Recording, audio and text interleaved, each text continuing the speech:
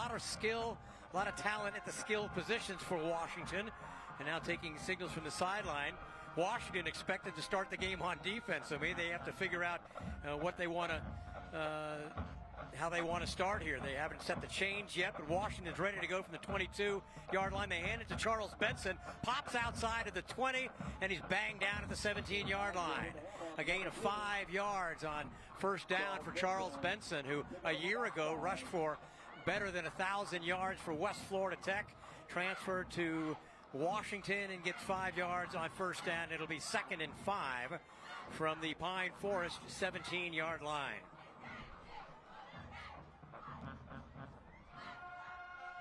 Starting lineup on defense for Pine Forest: Tristan Henderson, who's an outstanding defensive end, Elijah Washington, Cam Dixon, Keandre Simmons. That's the defensive line. We'll set the rest of it for you in a moment. 2nd down and 5 for Washington. That is Benson in the backfield with Osborne ready to take the snap. A little check at the line, and he hand it to Benson again, right up the middle this time, and he'll bang towards the first down. He'll get the first down as he falls forward to the 10-yard line. Yeah, how about this? I'm back, by the way. How you like that? It's not as good as you think it would be, I guess.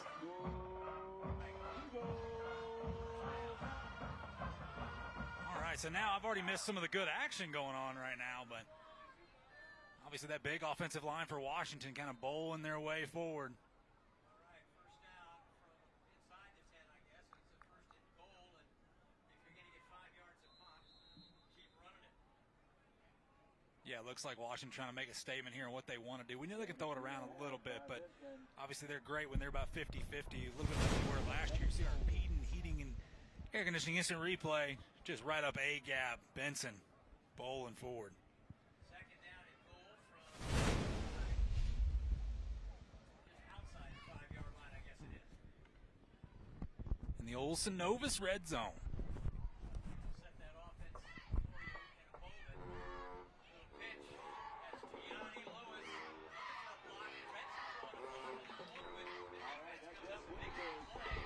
It might have been McGee, the linebacker, Elijah McGee. Yeah.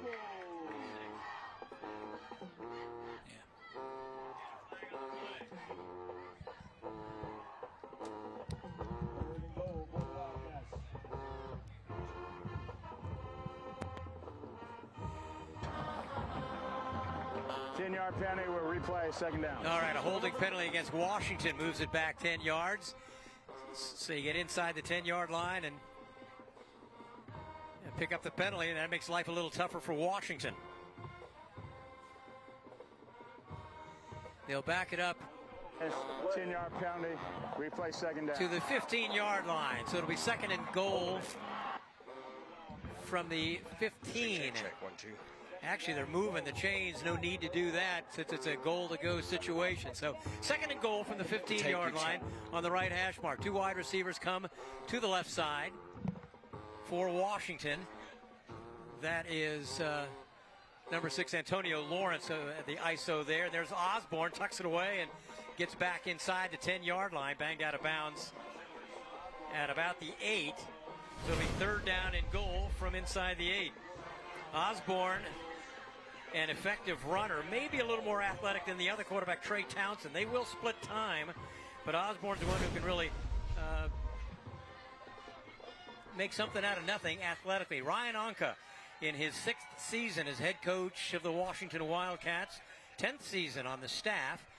He was on Charlie Ward's staff, and then when Charlie Ward left Booker T, it was Ryan Anka getting the nod, and this is his 6th year as head coach of the Wildcats. Okay, 3rd down and goal from about the 7. Direct snap to Benson, and a whistle and perhaps a flag again. Maybe motion on the offensive line.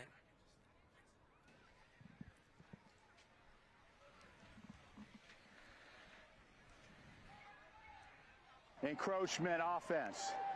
5-yard penalty.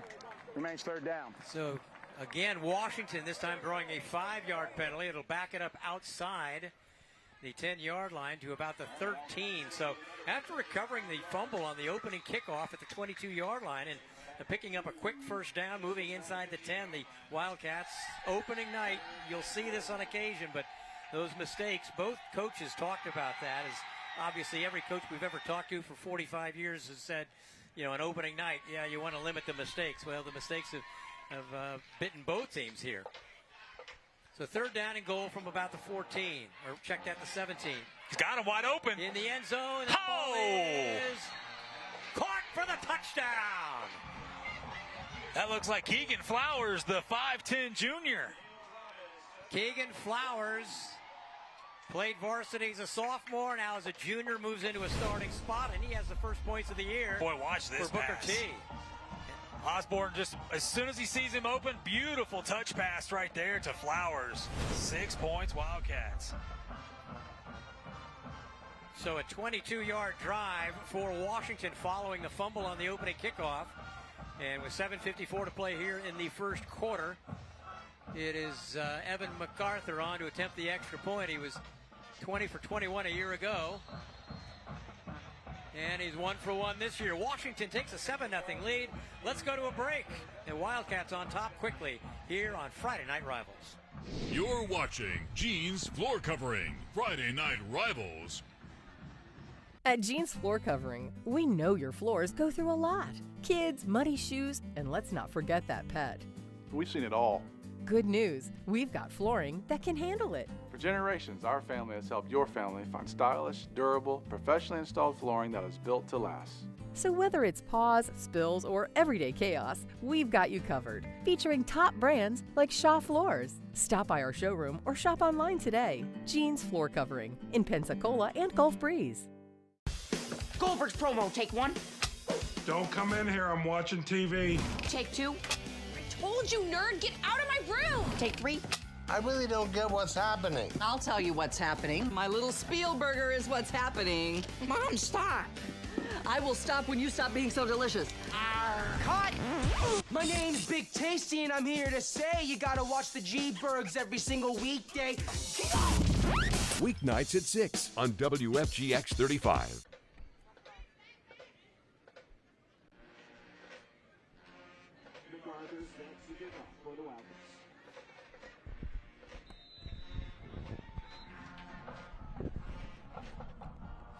Evan MacArthur will do it again. This worked out so well for Washington last time as they recovered the fumble on the opening kickoff, but flagged down on this attempt. Evan MacArthur, the Washington kicker, the junior. All encroachment on the kicking team. 5-yard penalty, re-kick. Washington jumping the gun on the kickoff. MacArthur did not have any touchbacks a year ago. And when you back them up 5, you figure there's a good chance there's going to be a return. And you see right there, number 4 is Zacavius Andrews back to receive this. We'll get another chance at the Reef Runner remodeling and repair kickoff.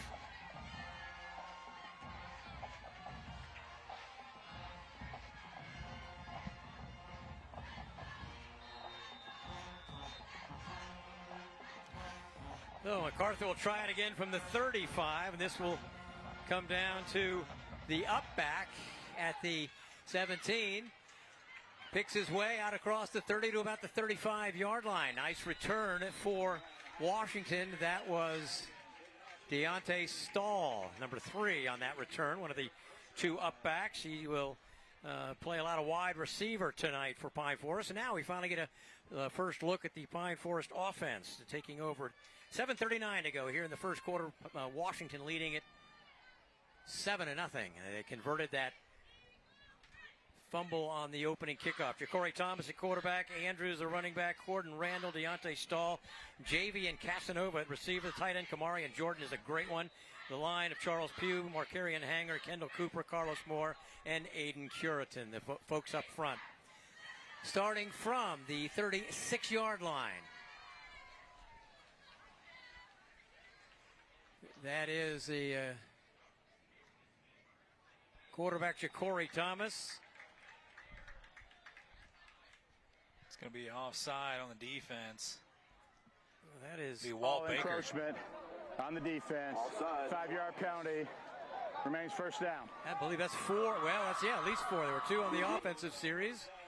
On the kickoff and now that. So Washington Well, you don't like to see that, but at least you're up 7-0. Yeah, they're not sharp, but they're up 7-0. So almost got another one. 1st and 5 from the 42. And oh, boy. Jacory's going to be wrapped up and dropped for a big loss in the backfield. And making the defensive play for Washington, number 5, Walt Baker, 6 foot 185 junior. Yeah, also on the tackle right there, Darius Murphy. And you see him in this Washington defense, Baker, Edler, Samuel Thompson, Milligan, Murphy, Smith, Stewart, McMillian, Latin, and Robbins. Loss of a yard on the play, 3rd down, 6 yards to go. 2nd down and 6, I should say. 2 wide receivers to the right, 2 split out to the left as well. So, and going long, he's has a man and hauled in and dropped. Well, tried to one-hand it, almost coming up with a terrific catch, but couldn't make the play. Was Corden Randall. Yeah, they were fist fighting right there. Look, a little hand tugging going back and forth with each other. Oh man! And he had a step on Jameer Stewart Randall, who's already committed to Tulane. Terrific speed, and he blew by Stewart and was out there, just couldn't hang on. Keep an eye on that. That's 6'4" versus 5'10", so they got 6 inches on him right there. Expect that to happen a few more times tonight. So Pine Forest now faces a 3rd down and 6 from their own 41-yard line. Good-looking ball by Thomas, though. Well, they were talking about Kerry McDowell, the head coach of Pine Forest, was talking about timeout Pine Forest here on 3rd and 6. Second-year head coach Kerry McDowell at Pine Forest came over, was the defensive coordinator at Catholic, and he's a defensive-minded coach, but last week he was talking about how folks who watched the team play, they lost a 17-14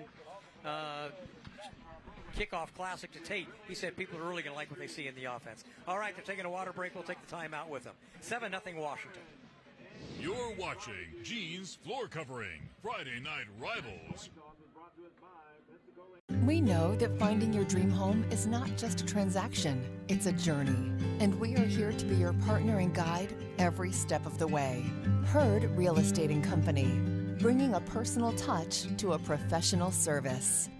911. I need to report an accident. We've been in the heart of Pensacola since 1913, and to this day, we continue to serve our community. At Emmanuel Shepherd and Condon, you're not just a case file, you're a neighbor, and you deserve effective legal representation. Call Emmanuel Shepherd and Condon today.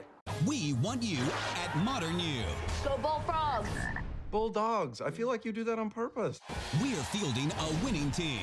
That's the speedy. Our student body is something to see. With great hotness comes great responsibility. And everyone comes out for the big game. They can still turn it around. Show's not over till the fat mama. Team up with Modern U on Modern Family. Weeknights at 5 on WFGX 35. As we rejoin the action, it is a 3rd down and 6 for Pine Forest. They called a timeout on that after that last play, so they've spent 1 trying to keep this drive alive from their own 41-yard line, trailing the Wildcats 7-0. It'll be Jacory Thomas taking the snap. He's got 4 wideouts. And again, going deep. And this time, great coverage down there by number 17 for Washington, Leslie McMillian, who's getting the start tonight, replacing the injured Tyrone Marsh. And he had terrific coverage downfield. Yeah, going after number 9, Javian Casanova. Casanova could get no separation right there. Ball thrown inside. Dangerous pass by Thomas. So the Wildcat defense holds. They'll force the punt. On to punt for Pine Forest is Dayton Wilson, also a defensive lineman. And again, you'll see a little bit of this tonight. There's a player has to get onto the field late for the Eagles and line up in this punt coverage team. High snap. Uh-oh. Wilson. Uh-oh. Can't control it. Washington finally falls on it. Doesn't matter. It's going to be Washington's ball. Washington was trying to return it. And that's one of those cases where go ahead and scoop it if you can, because unless Pine Forest picks it up and runs 30 yards, you're going to end up with the ball anyway. So another critical error for Pine Forest. Washington has been flagged for 4 or 5 penalties tonight, but Pine Forest has made the 2 big errors, and almost in the same spot where Washington recovered the fumble after the opening kickoff. This time it'll be the 22-yard line. High snap. Got his paws on it, couldn't get a good grip on it, and that almost off to the races for the Wildcats. So now we got a water break.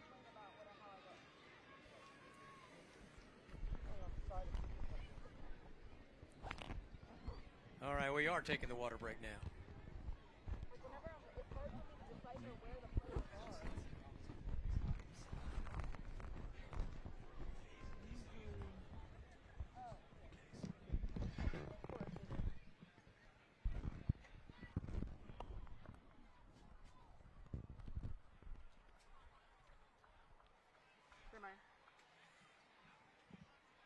All right, guys, now we know we had that weather delay before the game tonight, but another factor at play is the heat. It is steamy, it is sticky, the humidity is hard to ignore, but it doesn't seem to be slowing down either squad tonight, and it definitely didn't scare off the fans. I mean, the bleachers are absolutely packed tonight, but hopefully the temperatures continue to cool down as the night goes on. Guys, back to you.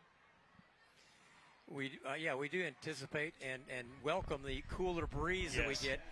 The bad side of that is that cooler breeze frequently means there's something on the way that we'd rather not deal with. But we'll take it. Thank you, Haley.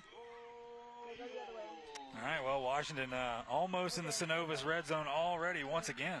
Booker T at the 22-yard line, first down. It's Benson again, this time wrapped up and dropped in the backfield. Making the defensive play. It's Keandre Simmons. Keandre Simmons, the 5'11", 250-pound senior. He is the 3rd leading tackler among returning Eagles. There he is, Keandre Simmons. The right end, really athletic defensive ends the Eagles have. Of course, Tristan Henderson, who wears number 12 on the other side, is the younger brother of Trenton Henderson, who played here a year ago and is now at LSU. And Trenton says Tristan's a better athlete.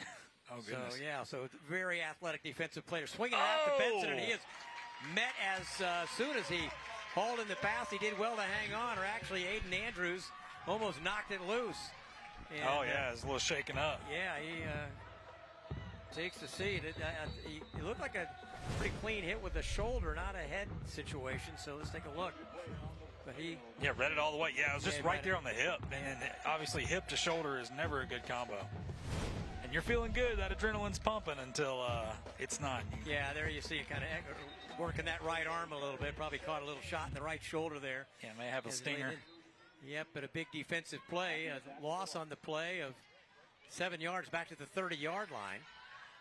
And so it'll be 3rd down and 18. So Gianni Lewis comes over to the left side. Benson's still in the backfield. Osborne at quarterback sends 3 receivers to the right. And Lewis, the sensational junior, has one-on-one coverage over here to the left. Osborne in trouble, and down he goes. Once again, it was Keandre Simmons. 33 Simmons with the sack.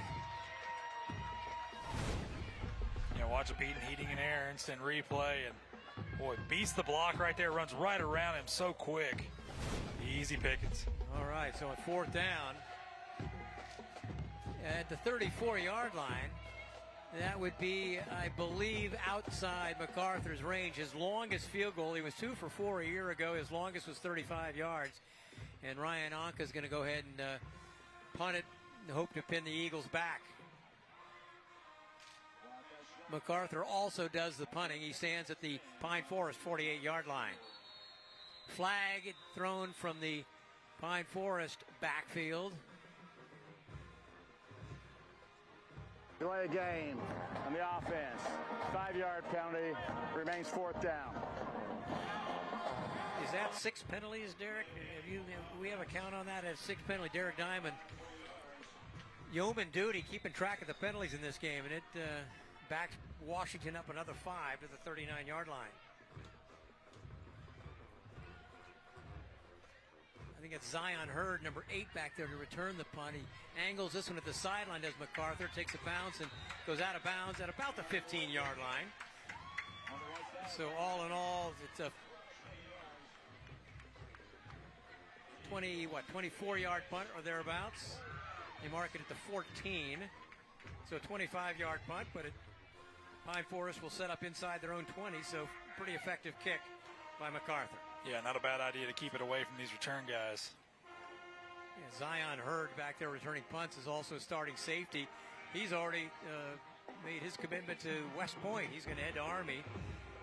There are 3 Division I commitments on the Pine Forest defense, or rather 3 players either getting made commitments or have offers from Division I schools on that Pine Forest defense. All right, the Eagles, who really struggled offensively a year ago, averages 16 points a game. That was their big problem a year ago. False start. Offense. 5-yard penalty. Remains first down. And they'll back that one up inside the 10 to about the 7. First down and 15.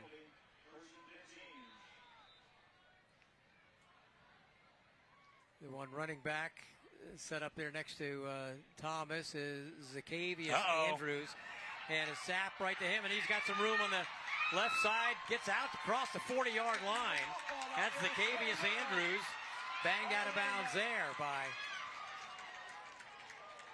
looked like Charles Lyons, 13, was trying to track him down. Yeah, watch this shot out of a cannon. Great block, runs right by the linebacker right there. And boy, goodness gracious. Thank goodness Charles Lyons was there. He was off to the races. But there's a flag back at the 10-yard line, so this one's coming back. It's a hold against Pine Forest. Half the distance to the goal. Remains first down. Early season football.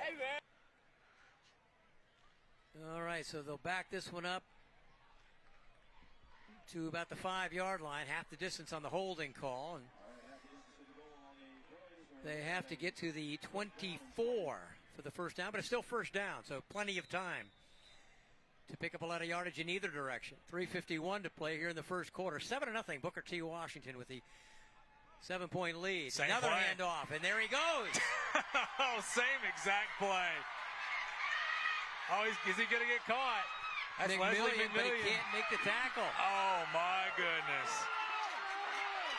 Hey, still first down. 95-yard touchdown run for Zacchaeus Andrews. How about that? Well, a year ago, he's just a versatile player. He played quarterback some last year as well, so he threw the ball. He's a terrific receiver. Great blocks in there. We ran out of gas, though. Look at it. In great pursuit. He was just setting him up to miss the tackle. Well, that's how it worked out. Great pursuit by Leslie McMillian, but he couldn't make the stop. Now look at, he's gassed. I mean, he made a big run before that, too, that got called back, so. All right, so the kicking woes of Pine Forest. I know you got a little bit on that. Yeah, this is about their range in the kicking game. On to attempt the extra point is Jaden Robinson.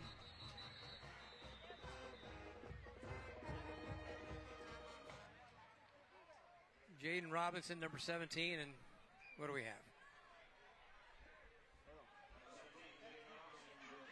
On the defense. They may go for 2. Half the distance to the goal. Try. Interstate Fairgrounds. Looks like he's still going to kick it. Yeah, there you see Kerry McDowell saying, let's go ahead and, Well, it's well within his range now, right?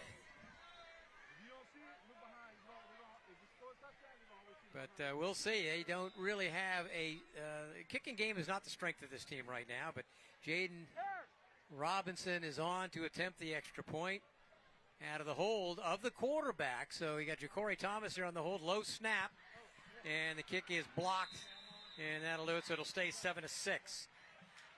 95-yard touchdown run by Zacchaeus Andrews gets the Eagles on the board, but they cannot convert the extra point. So it is a 7-6 Washington lead. Let's go down to the sideline. Haley Samples, what do you have, Haley? All right, how about that touchdown? You guys hear me? I didn't hear. You guys Okay, you can hear me now. All right. There's a lot of excitement in the air after that touchdown. And, I mean, what would a football game be without the student section? They're kind of calmed down now, but they were extremely hyped. You can see they got their posters out here, came out in droves for tonight's game in full support of the Eagles. Guys, back to you. All right, thank you, Haley. The student, you're in the right part of you're in the right sideline for sure. The student section here at Pine Forest down to our right.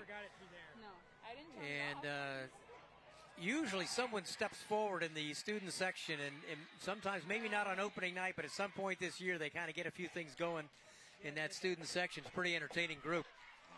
The kickoff comes down short to the 23-yard line. Fielded there by Gianni Lewis. There's a flag behind the return. He steps out at the 43. The flag is at the 33-yard line, so he'll probably be backed up inside the 20 would be my guess, or hold it could be. But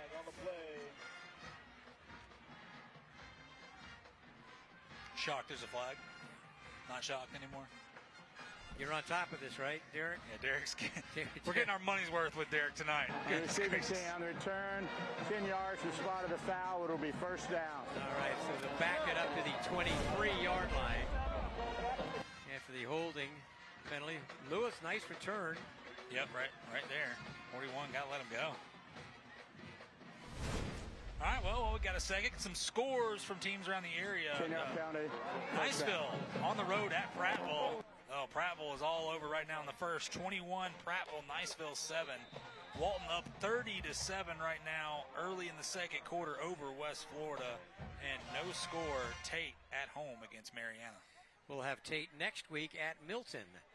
That's our next broadcast here on Friday Night Rivals. That is Lawrence in motion. And Osborne keeps, and there's not much there. The right side of that Pine Forest defensive line is there to make the play. I don't know if he wanted to keep that. I feel like he was trying to give it, and the young man didn't take it.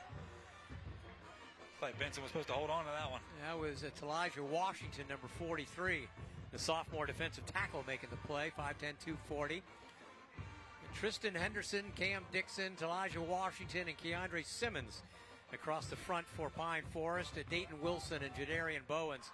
We'll also see a lot of action rotating into the defensive tackles. They have depth at the interior defensive line, does Pine Forest. Second down and 10 after no gain.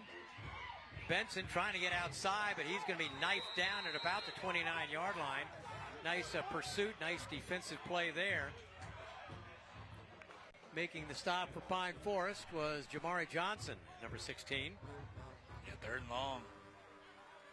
Here at the bottom of the screen, we talked about Gianni Lewis, how good and how dynamic he is, but he is matched up against a three-star corner in Ortha Thomas.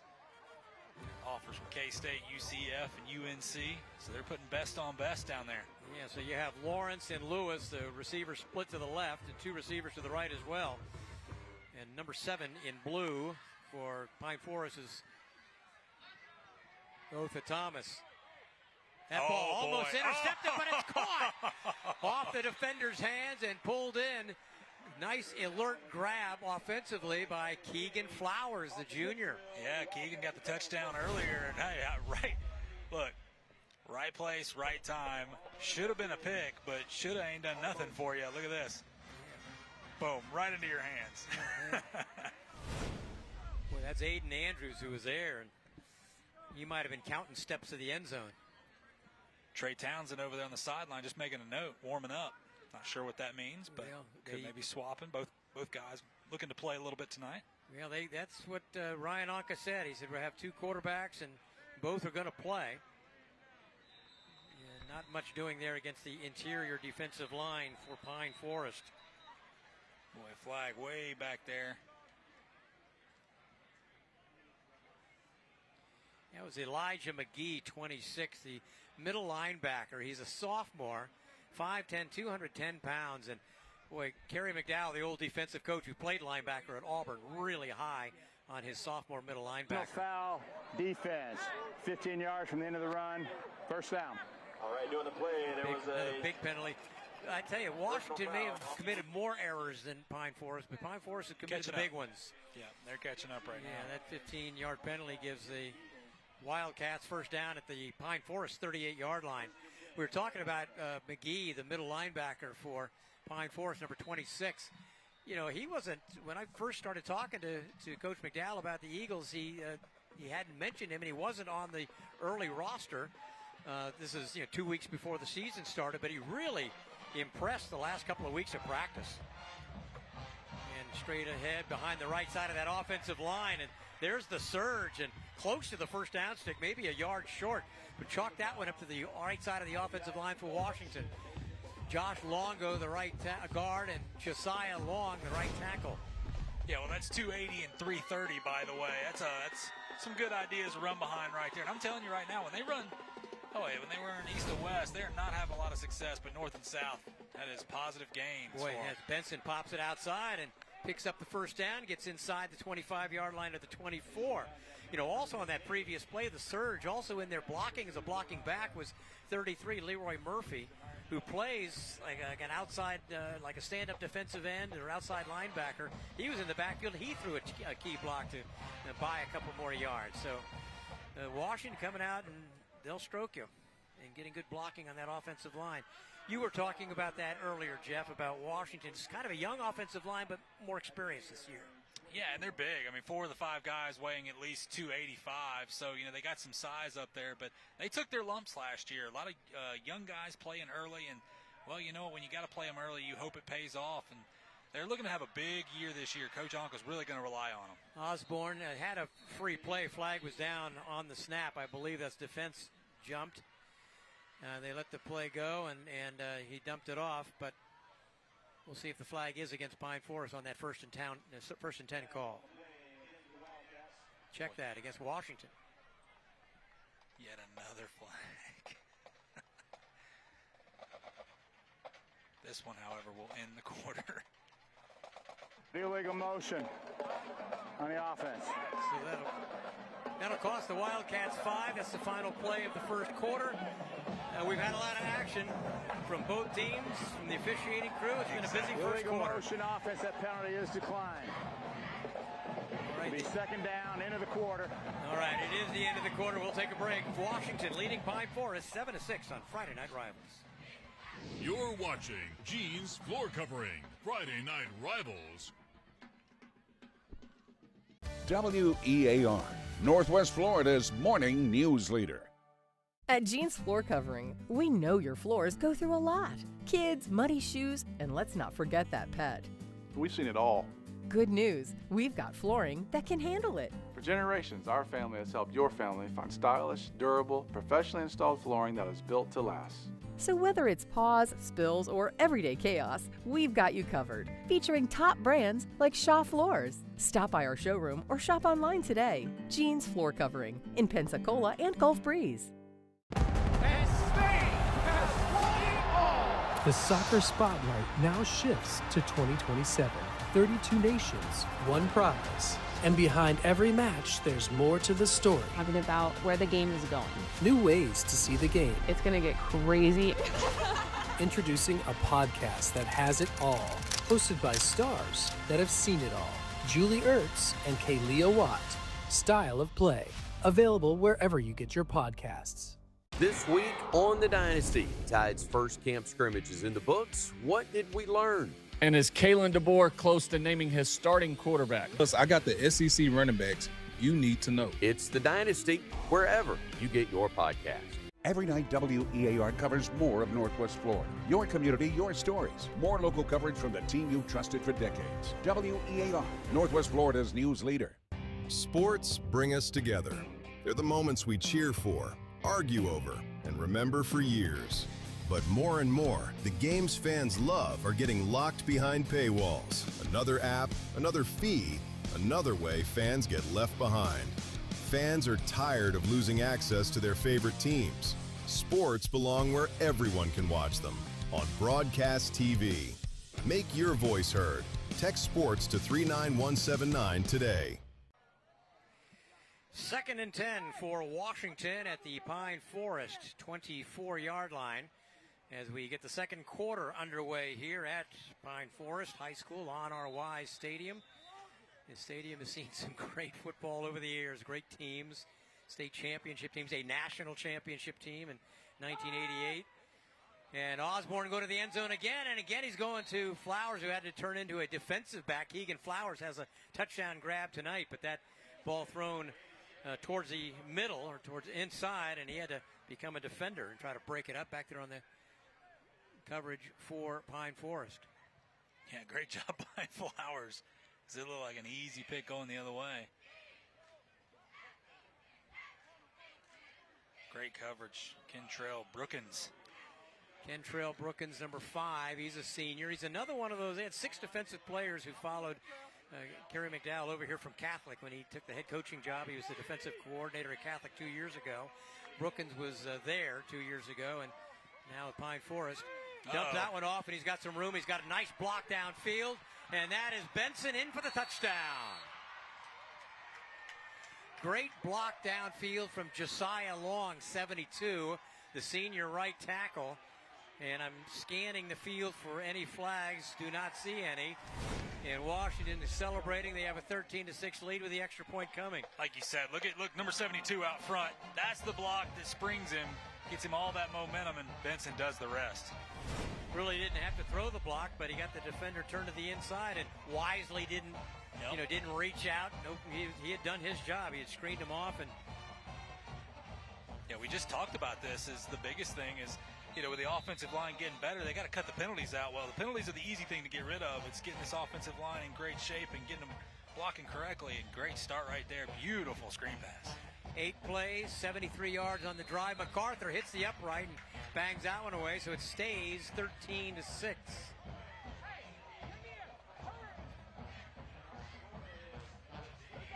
All right, we'll take a break. Washington leading by 7 here on Friday Night Rivals. You're watching Gene's Floor Covering, Friday Night Rivals.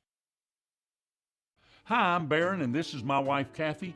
Our early careers, me in the Marines, Kathy, a teacher, taught us the value of service. Now at Smith Family Carpet, serving our customers and community is the mission of our family business. Right, Shelby? That's right, Mimi. We have a great variety of carpet styles. Wait, there's more. We sure do, from tile on your walls to tile on your floors. And don't forget, we have wood and vinyl plank also. That's right. Come visit us at Smith Family Carpet. And more. Estimates are always free. I've seen it. I know how it begins. What dark work goes on inside their impossible machines, cloaked from us by invisible forces. If they know our secrets, why can't we know theirs? The X-Files, weeknights on Comet. Check your local listings for channel information. 13-6, Washington. Booker T with the second touchdown of the night, second touchdown pass from Caden Osborne. This one 25 yards to Charles Benson. Extra point by MacArthur was no good. He missed one a year ago. Last year he was 20 for 21, and he's 1 for 2 tonight. Tees it up at the 40, and Pine Forest with the deep back. This one into the end zone. First touchback in 2 years for MacArthur. Clap, and he likes it. Yeah, that kick, though, it looked like the snap was a little awry, so he tried to make the best of it. Unfortunately, it'll go against the young man. Our Reef Runner remodeling and repair kickoff. Looked like Deontay Stahl back there to return the kick, let it go. And there you see Ja'Cory Thomas, quarterback for Pine Forest. He was the lone captain who went out for the coin toss.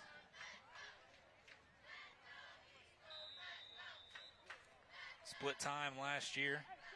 He's the man this year. A lot of people played some quarterback last year. Thomas played early and late in the year.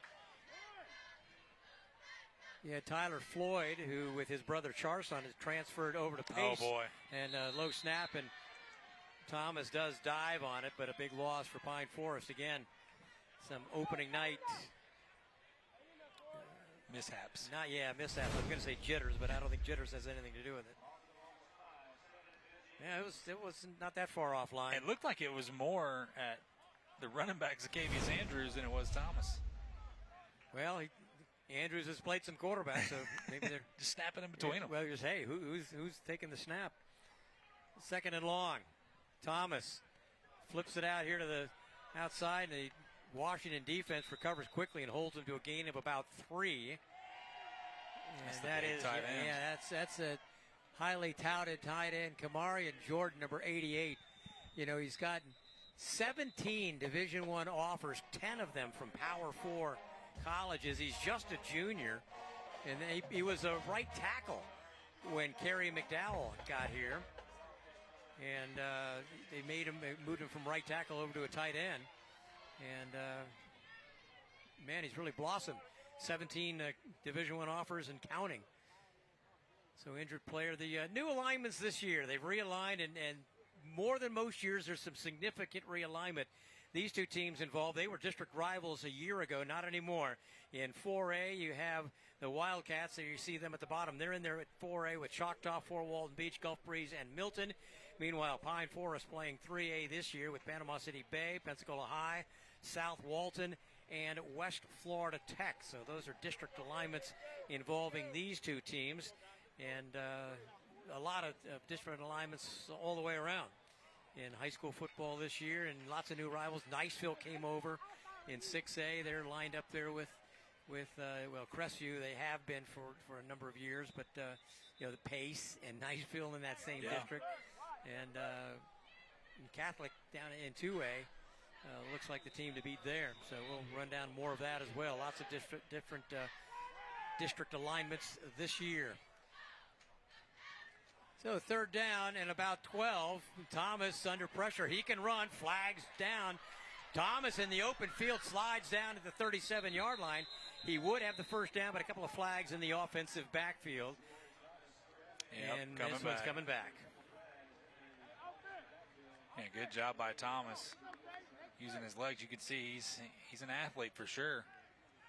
Unfortunately, another flag. Well, you know, you had Thomas, you had Tyler Floyd, who was the Eagles' leading. Half the distance to the goal, remains third down. Okay, the holding foul moves it back, as you heard. But you know, Tyler Floyd was the team's leading rusher as a quarterback, and Thomas, he ran for 82 yards on 14 carries in limited action. And then you've seen what Zacchaeus Andrews can do in the open field with his 95-yard touchdown run. He also took direct snaps a year ago, and so they were just trying to find the right combination of quarterback. They had some injury problems at the position as well. 10.5 minutes to go here in the second quarter, and Pine Forest third down and about 25.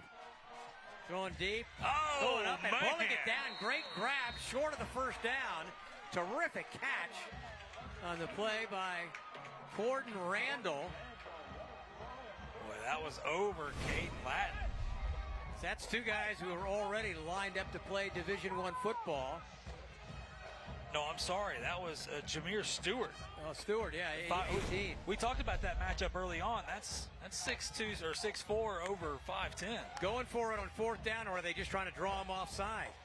Fourth down and 3 from their own 28-yard line. And they may be trying to draw Washington offside. Nope, they go ahead and snap it. Get it out quickly, and that's a first down. He's got it. Big pass to the tight end. That's to the mayor. Kamarian Jordan, number 88, his second catch of the night. It's a big first down on a fourth down play from their own 28. Boy, a little interesting that they left him out by himself with no guy within 10 yards of him. I guess trying to see if he'd run up the field, but very smart move. Great throw by Thomas. And they hand it off. There goes Andrews. Andrews outside. Boy. And Andrews knocked down. A flag comes down from across the field as Andrews was knocked down at the 47-yard line in Washington territory. But the flag was thrown all the way from the Pine Forest side of the field. There's Zacchaeus Andrews. Boy, that's maybe even... There's another one.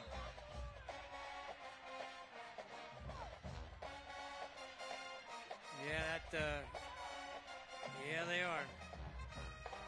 Yeah, Leslie McMillian, number 17.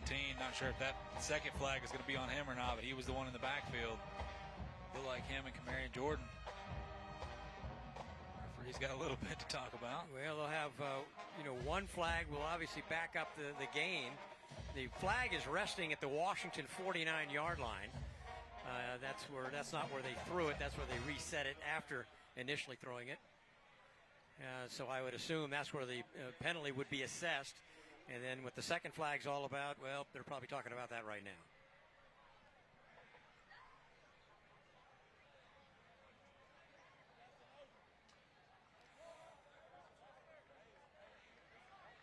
So 9:09 to play here in the second quarter, and despite all the flags we've seen tonight, had a lot of action. A 95-yard touchdown run, a fumbled kickoff return, 2 touchdowns by the Washington offense.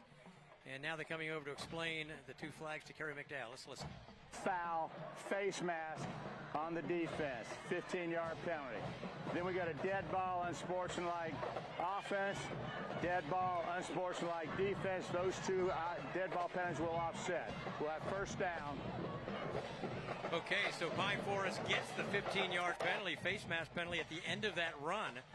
So you had the 18, 19-yard run by Andrews, and you'll tack 15 onto that.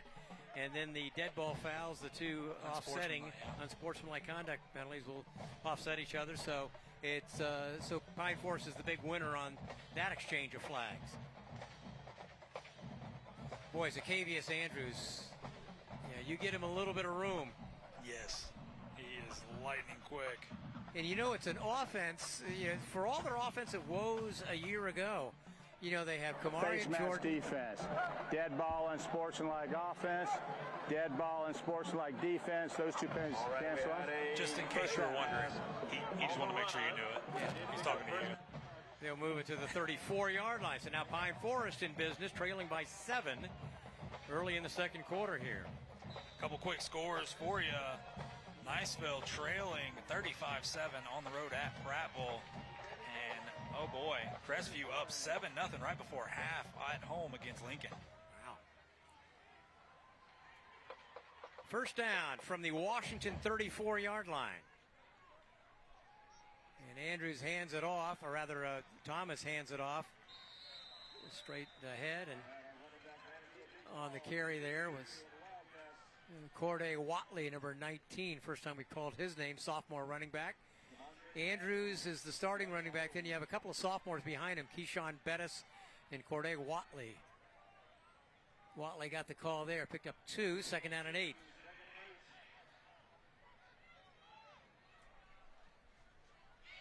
Wide to the left is Corden Randall at 6'4". And they send Jordan, the tight end, in motion. And lots of room for Thomas to the 20. And a little stutter step, 15, 10, touchdown.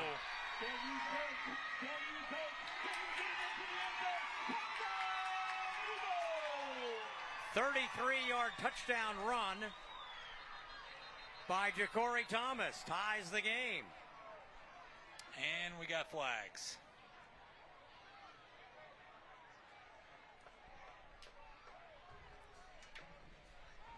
Oh boy. Well,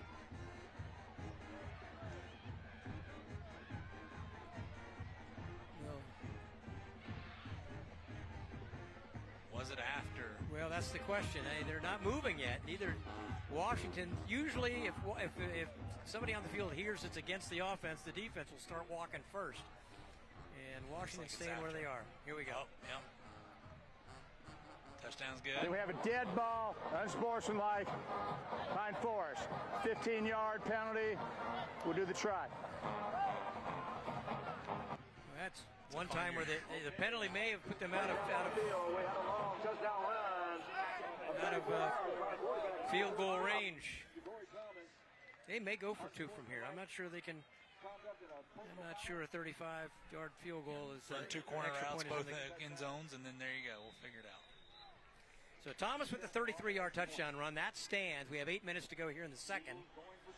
You got 2 6'4" receivers. I'm saying if anybody's got a chance, it's the offense. And they're both on the left side. Yeah, you have Jordan Kamari, and Jordan is split wide out to the left. And Randall is one of the 2 receivers in the slot to the left. So you have 2 6'4s over there. There it is, throwing it up to him. Oh, beautiful ball. Right behind just him. Short. And just incomplete. So the pass fails. And Washington maintains the 1-point lead. 13-12. Just a little bit further, and this is no doubt. Or look, beat double coverage out there. They had 3 guys technically. Back there in coverage with Jarrell Campbell, 23. So a 13-12 ball game. You know, we were talking before the game about some of the great games that have been played in this stadium. And I'm going to really go way back. 1987, Washington came here to play Pine Forest. Washington was #1 in the nation. Ben Howes, their quarterback. Great team. They came here to play Pine Forest. Pine Forest beat them 13-12 and went on to win the state championship that year and then won the national championship the next year. That was 1987 when Pine Forest and Washington met on this field. And a year later, Pine Forest was #1 in the nation. That night, Washington started the night #1 in the nation. There's some history for you.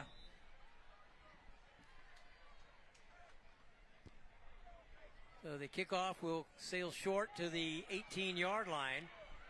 Taken there out across the 30 to the 33 and then driven back.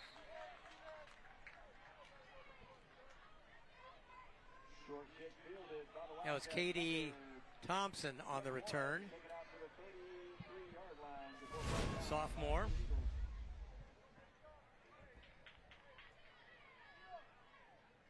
Yeah, great job by the kickoff team, staying in their lanes. Good coverage there. Nice job by the kick return team, not holding somebody when you're fighting for yardage. That's it. That wasn't facetious. That's just a lot of times you get a kind of a broken situation like that, and it's tough. Somebody reaches out, and Osborne's gone the whole way at quarterback for Washington tonight. 7:48 to play second quarter. Wildcats lead by 1. Yeah, Leroy Murphy. Two running backs back there, and is that Lewis in the backfield? I thought that was Benson. I thought it was #1 for. No, it was Benson. Okay, for some reason, I guess the angle. I was going to say that's a unique way to get in the ball. Yeah, I'm not sure that's the most effective way to get your wide receiver the ball. Yeah, pickup of a couple of yards out across the 35 to the 36. So yeah, the up back is number 33, Leroy Murphy, 5'9", 190-pound senior. He's a very effective linebacker, stand-up defensive end, but he's also thrown some good blocks as an up back. That pass is by Osborne is low and intended for Gianni Lewis. Yeah, Osborne double clutch right there. Got to get that out in stride, give Lewis a chance. Well, I wonder, it was big number 12, Tristan Henderson was over there. I got to level with you. If we have the wide shot, it's a little tough for me to read the dark red numbers, even with the white trim. It's a little hard to read the red on blue numbers for me. But that is a Tristan Henderson at right end, I believe, number 12, with that big 6'4" frame and long reach, and he can really cause a problem if you try to throw over him. Osborne, and down he'll go for a sack as he's whacked down there. And again, that's a third sack now for Keandre Simmons. He had 2 sacks last year. He has 3 tonight. Yeah, we at the end of the game, one of the awards, the Boutwell Air Masters sack of the game, and boy, he's looking like he wants it tonight. Mr. Simmons, keep doing your thing out there. That's never good as a quarterback when you stop and look back towards where they snap the football. Yeah, it's Elijah Washington, 43, was there to turn Osborne back in and cleaning it up with Simmons. 4th down now, and the punting team comes on. That's MacArthur. The line of scrimmage is the 36. Back on the 35-yard line, the Pine Forest return man. That should be Zion Hurd. Flag is down, and that may be another delay of game. Delay of game on the offense. 5-yard penalty, remains 4th down. So that'll back it up to the 31-yard line, and are we taking a water break? Now they're staying on the field. Yeah, it looks like they may do the water break after they change possessions here. Yeah. There you see the junior, Gavin MacArthur, handling all the kicking duties for Washington. Plays kicking and punting. Gets that one away.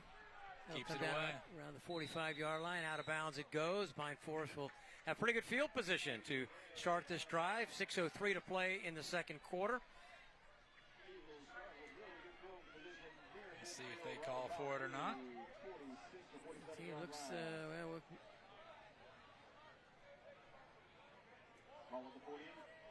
Yep, and it is. Water break. We'll take the break with them. 6:03 to play second quarter. Washington leads Pine Forest 13-12 on Friday Night Rivals. You're watching Gene's Floor Covering, Friday Night Rivals. Northwest Florida High School football, live in your home on Gene's Floor Covering, Friday Night Rivals.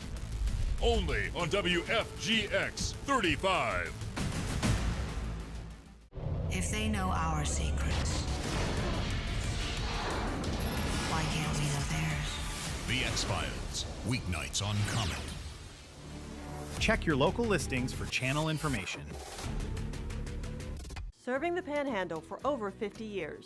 It has never been easier to own a new Rheem air conditioning system from Boutwells. Boutwells has financing options from 5 years no interest to 10 years with approved credit, even if your credit is damaged. Boutwells Air Masters. Give us a call today. We know that finding your dream home is not just a transaction, it's a journey. And we are here to be your partner and guide every step of the way. Hurd Real Estate and Company, bringing a personal touch to a professional service. Washington has the lead. They've held the lead pretty much all night. They scored on their first possession after recovering a fumble on the opening kickoff tonight. Scored with 7:54 to play in the first quarter. On a Keegan Flowers touchdown reception from Caden Osborne. Pine Forest scored, missed an extra point. The two teams have each tacked on a touchdown since then. 13-12.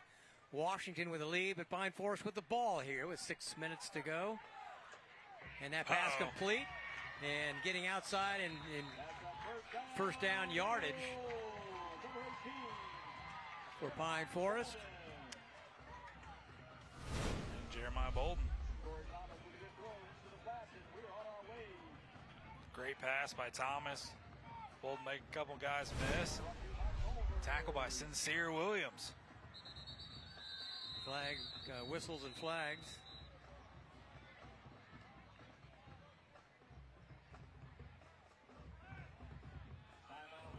Washington. Was that Sincere Williams or was that MJ Shoemaker on the stop?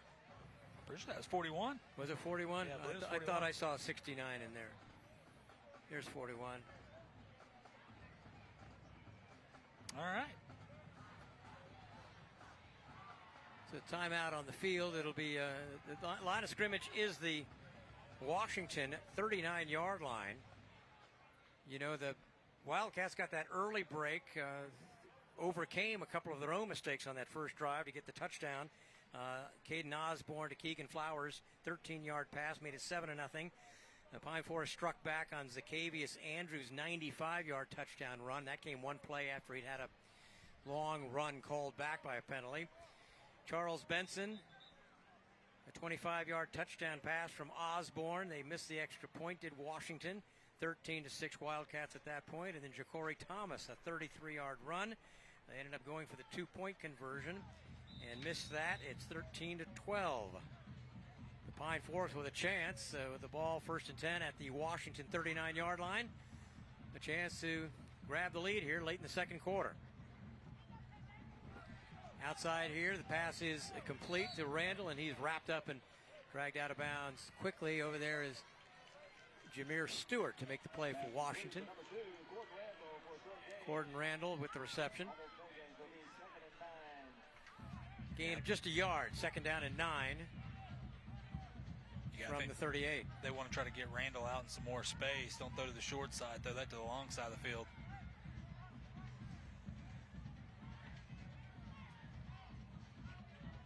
They've got Zacchaeus Andrews split to the left. They hand the ball off. Big hole. And that is, well, that was Andrews there. That nearly breaking it again. And that was Sincere Williams, I think, hanging on. Take a look at may have saved a touchdown right here. Yeah, grabs on.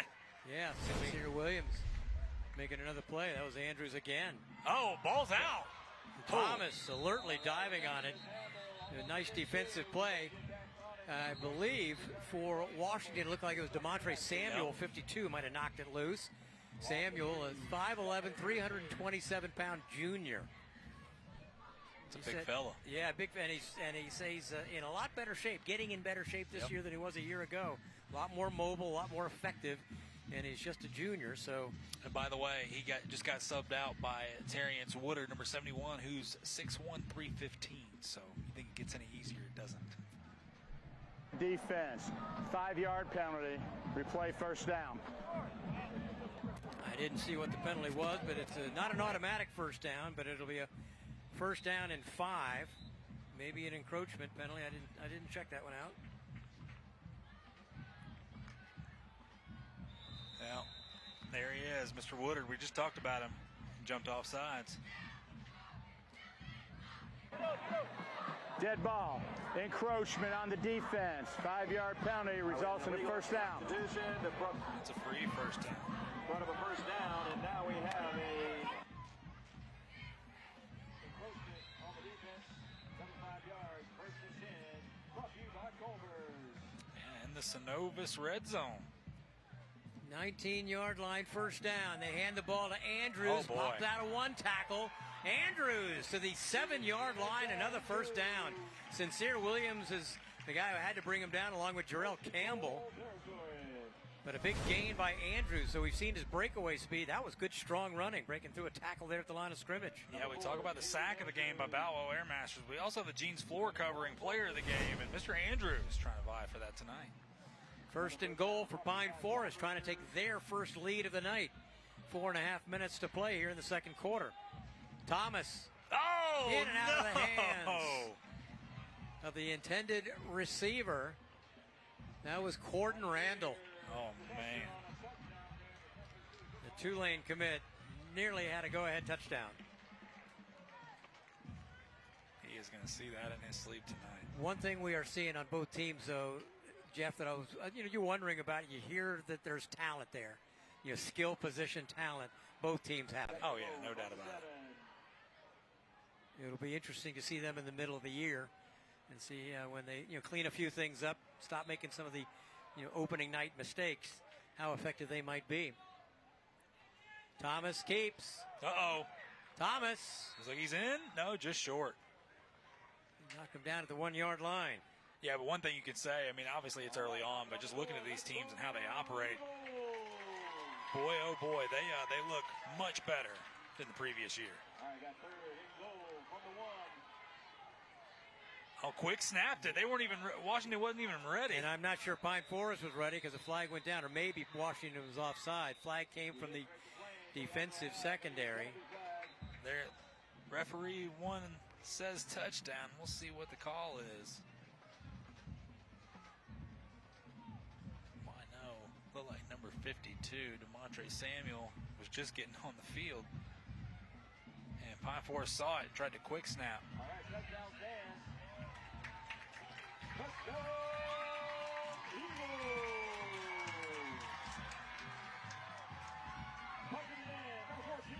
They may have the option, to take it on the player on the ensuing kickoff. You're not going to take a touchdown off the board. Or maybe on the extra point. He's having a good conversation. Yeah, probably about twice the conversation the decision needed. We'll get the call right here. So the touchdown. Illegal substitution on the defense. Will go half the distance to the goal for the extra point. All right, so they're going to go for 2 is what they're going to do. Yeah, lined up to go for 2. Looks like that's Corday Watley, number 19 in the backfield with Thomas.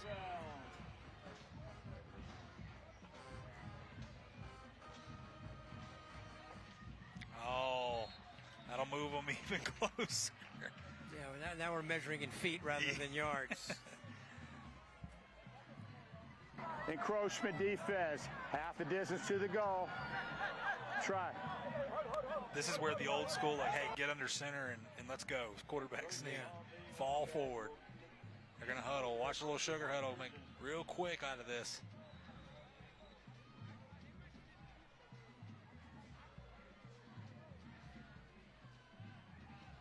Slow play it. Now under center, watch the sneak. Yeah, the back is so deep, it's got to be a quarterback sneak. Oh, he lost the ball. Picked it up and might have scored. Yeah. He did. Because he was literally 6 inches from the end zone. Exactly. But I don't know if it's presence of mind or just good fortune, but he had the presence of mind not to have a knee on the ground when he recovered it. Smart. You know, the ball comes loose. Yeah, you don't practice this a whole lot. No. Not anymore. Nope. Yeah, so he's in, lost the helmet, but Thomas with the run. And so it is a 20-13 Pine Forest lead. Their first lead of the night comes with 3:58 to play in the second quarter. Well, we got a second, couple quick scores. Crestview up on Lincoln right before half, 10-0. Pace up on Fairhope before half, 7-0. And South Walton all over Gulf Breeze right at the half, 33-0. I think South Walton's a pretty good ball club this year. Yeah, they were good a year ago, and as I recall, they have a lot of folks coming back. Saw that Mosley beat Choctaw last night, 15-13. Pensacola Catholic over Milton, 20-0, and Northview over Rocky Bayou, 40-6. All right, Pine Forest with the lead. Kickoff short, taken to the 20-yard line by Gianni Lewis, and Lewis is out across the 40-yard line to the 43. Well, they got plenty of time, whatever they want to do right here. 2 timeouts, 3:45 on the clock. All right, so Washington trailing for the first time tonight, 20-13, and they are 56 yards away. You know Gianni Lewis is chomping at the bit. He just wants the ball in his hands. Pine Forest done a good job trying to keep it the opposite. Washington sends Caden Ware 14 to the right, 3 receivers to the right. Orth at the top of your screen for Pine Forest, going to line up man-to-man against Lewis. They're trying to get it to him. Osborne looking. He's looking for Lawrence now. Now he's going to dump it off. Almost intercepted. Throw it out. But late hit right there on the quarterback. Boy, that looks like. And that's McGee, the sophomore you were talking about. They said they ran isolation drills in practice a week ago, and they said he was avoiding blocks and just blowing up running backs over and over and over again. And that got Kerry McDowell's attention and really elevated McGee, the sophomore. But a mistake there, and a costly one, as it keeps and gives Washington a fresh set of downs and moves them to the Pine Forest 41. They bailed them out. It'd be 2nd and 10. Bailed them out right there with a free 15. 3:33 to play here in the quarter. Washington trailing by 7. Benson. Big hole. Benson lowers his head, gets close to the first down, probably a yard short. Meeting him there defensively for Pine Forest looked like Dayton Wilson, 31, I believe. Well, I'm telling you, the bread and butter for Washington, it just looks like right in that A gap with that big meat they have on the offensive line. It looks like where they're going to go all year long. Second down and 1. They give it to Benson. He gets the first down. He's bulldogged down by Simmons, Keandre Simmons. But Benson, the 1,000-yard rusher for West Florida Tech a year ago, 1,035. And Ryan Anka, the Washington coach, said he's got to get a lot of touches. He needs more touches. And he got a lot West Florida, and he can definitely handle it. So first down now at about the 30-yard line. 2:48 to play in the quarter. Oh, wide open. Nobody there. Touchdown, Washington. Caden Ware. Somebody forgot their assignment for Pine Forest. Holy cow, how in the world was that young man all by himself? Well, and the flag after the play, I believe, probably a celebration, I would think, as late as the flag was thrown. Boy. Osborne was just like, wait a minute, what? Can't believe he was that wide open. Yeah, it may have been Kentrell Brookins was turned around. I'm not sure, but it's going to be probably a celebration on Washington.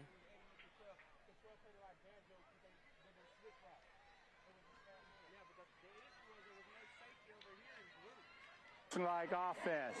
That penalty will be assessed on the kickoff. MacArthur over the extra point here to tie it up. 2:39 in the second. MacArthur, and there was a low snap, and he kicked. He hit the upright on his last attempt. So 1 for 2 tonight.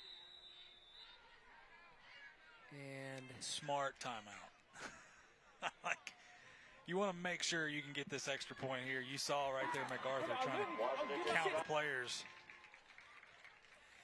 Well, lots of opening night mistakes, probably more than you really. You're going to get some, you know that, but I think both teams can say we've made far more mistakes than they would want on opening night or any night. Ryan Anka, 6th season as head coach, 10th season at Washington. He was an assistant for Charlie Ward and then named head coach, and this is his 6th year heading up the Booker T football fortunes.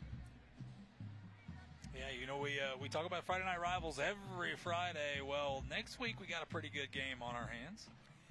Yeah, Tate Aggies, who edged Pine Forest in the Kickoff Classic last week, traveling to Milton, a 7:30 start.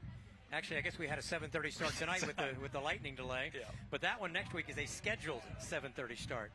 All right, they sorted it out. MacArthur's on to attempt the extra point, try to tie this game at 20. Out of Flowers' hold. Good snap this time. Beautiful. And the kick is perfect. So we're all tied up at 20. All right, still 2:39 left here in the second. Pine Forest, I mean, you know, you think as long as they get a chance to hand Andrews the ball, they always got plenty of time the way he's been running the rock lately. I tell you, and it's not only that, but we were looking at he was one of the athletes, and it's funny, different coaches have different ways of describing how players are effective, but one universal, he's an athlete, and he's one of those big play athletes. But they also are saying Randall and also Kamari Jordan, the tight end, and Ja'Cory Thomas, the quarterback. So you had a lot of different guys who can make big plays, and when you do have a number of players who can do it, he's got to get attention. He's got to get attention. He's got to get attention. And suddenly Andrews, if he breaks one tackle, there's nobody paying attention. Yep. And he's been the beneficiary of the wealth of talent in the skill positions for Pine Forest. Well, you see the penalty right there. That's why they backed the kickoff off. Again, sportsmanlike penalty when they scored the touchdown.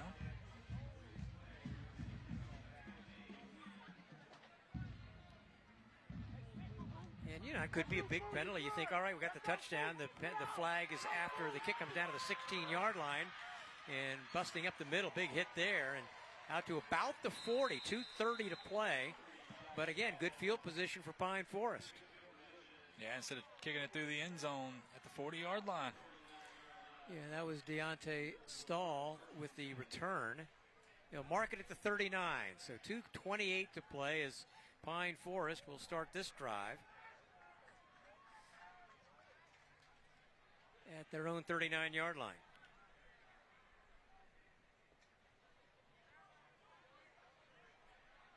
Andrews in the backfield with Thomas.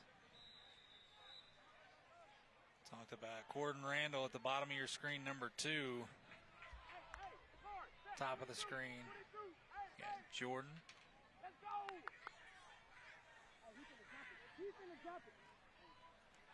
Swing it out here. Good block in the corner. And that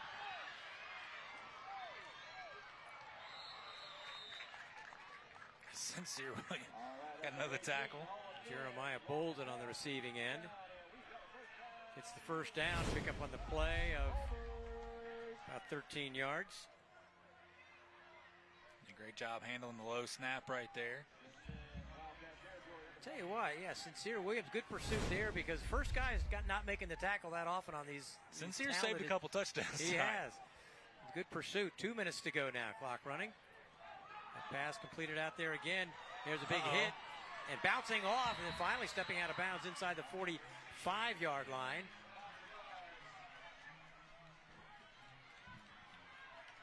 Again on the reception, that is Bolden. Jeremiah Bolden, the sophomore receiver. Yeah, it looks like Jabari Thompson, number 19, is down right here, right by the Pine Forest sideline.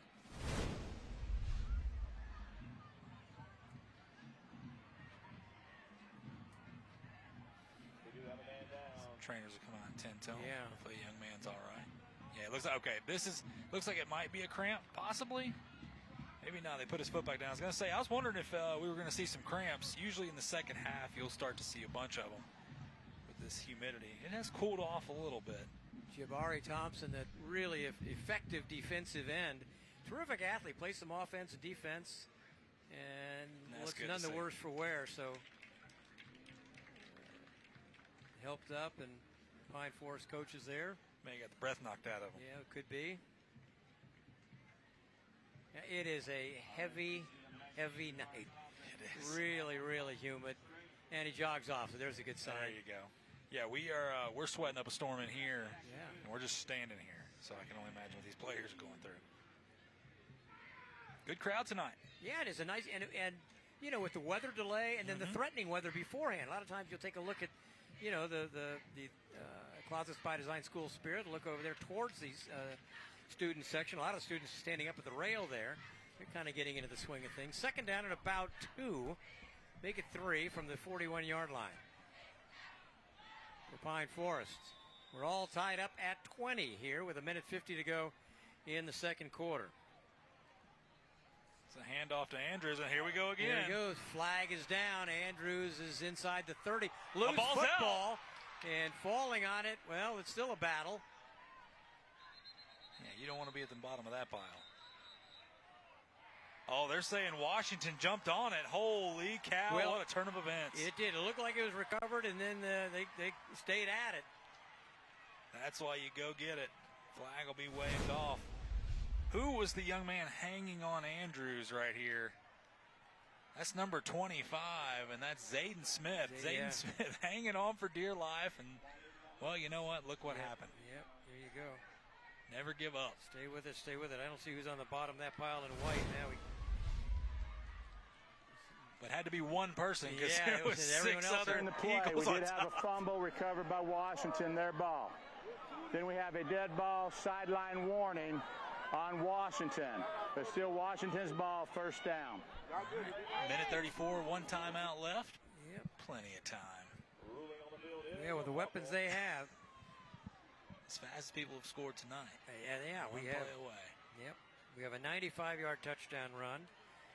Pine Forest also has a 33-yard touchdown run, and Washington a 30-yard touchdown pass. All right. So they have 4 wide, 2 on each side. Line of scrimmage is the Washington 27. And Emmanuel Shepard and Condon first down. So you have Gianni Lewis and Antonio Lawrence up on the left of the top of your screen. Keegan Flowers is the man in motion. Osborne. Pass a little bit behind, but still pulled in by Lawrence. Makes the catch for a gain of about 4. Immediately stopped, made the stop. Aiden Andrews was there to make the stop. 118, 117, and Washington in no particular hurry, it appears. Maybe one of those, if we break a long one, great, but we're not going to give Pine Forest much time if something goes horribly awry. Oh, like boy, that. like that. Yep, exactly. Goodness gracious. Ball batted up. Who made that defensive play? Was that, well, it looked like it might have been Aiden Andrews again, number 10. Yeah, we'll get to see it right here. Yep, there sure he is. was. Way to get your hands up, young man. So now third down. And with 56.9 seconds to go, the final minute of the first half of a 2020 tie, we'll see if Washington plays a little closer to the vest. Yeah, but Pine Forest got 2 timeouts. Could get a stop here, maybe block a punt. Oh, they're going to go for it. Osborne throwing. Under duress. He puts it up. And he throws it away, but he's...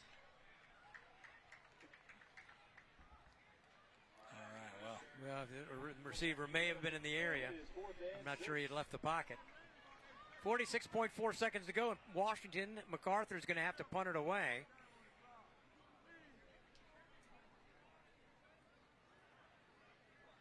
You play the return here. Do you come after it? Zion Hurd is back at his own 39-yard line for Pine Forest. There is a flag down. It may have been intentional grounding.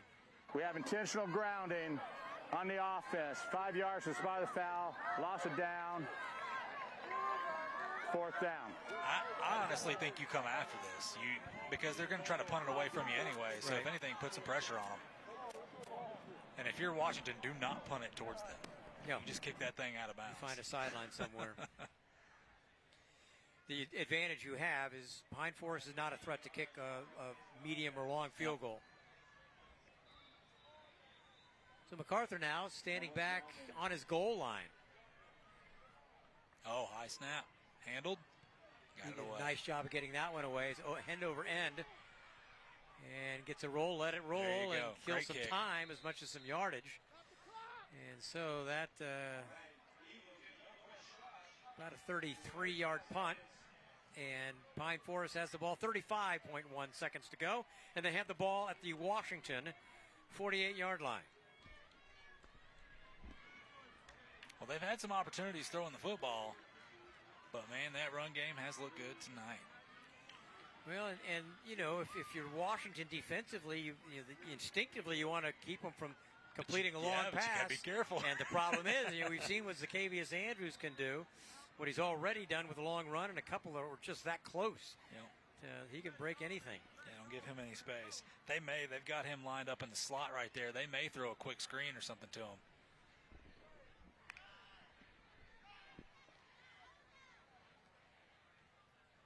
There you go, off his hands, incomplete.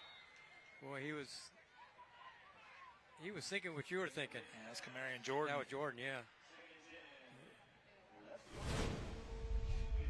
28.2. Clock stopped on the incomplete pass. We mentioned Jordan was the right tackle. He was a right tackle when Kerry McDowell arrived on the job back in January of 25. He's the one who made him a tight end. And he's got all those offers coming in. Wonderfully talented man. Really popular figure, number 88. Call him the mayor. Thomas going deep. And out of bounds and incomplete. And the clock ran for a couple of seconds down to 20.2 after the incompletion. The pass was intended for Javion Casanova, one of the great names in high school football this year. Gotta love it. Talking about great, one of my favorites, and will always be one of my favorites. Tate had that receiver, Christian Neptune. Yep. It was beautiful playing college college ball. You know ball. where he's at now. He went to Auburn. Yeah. And the Alex Golish coming over. Yep. 20.2. Third down, and handing it to Andrews. Slips a tackle and finally dragged down as he crosses the 45-yard line. And he was pulled down there by DeMontre Samuel. 4th down now, and let the clock run 3, 2, and they'll just let it run out. Yeah, that was Corday Watley. All righty. That was Watley. That'll end the first half. These Pine Forest Eagles and Washington Wildcats are fit to be tied. It's a 20-20 tie at intermediate. Oh, no. Wait a minute. Well, check that. They called a timeout before Pine the clock Forest ran called out. a timeout. 2 seconds left on the clock.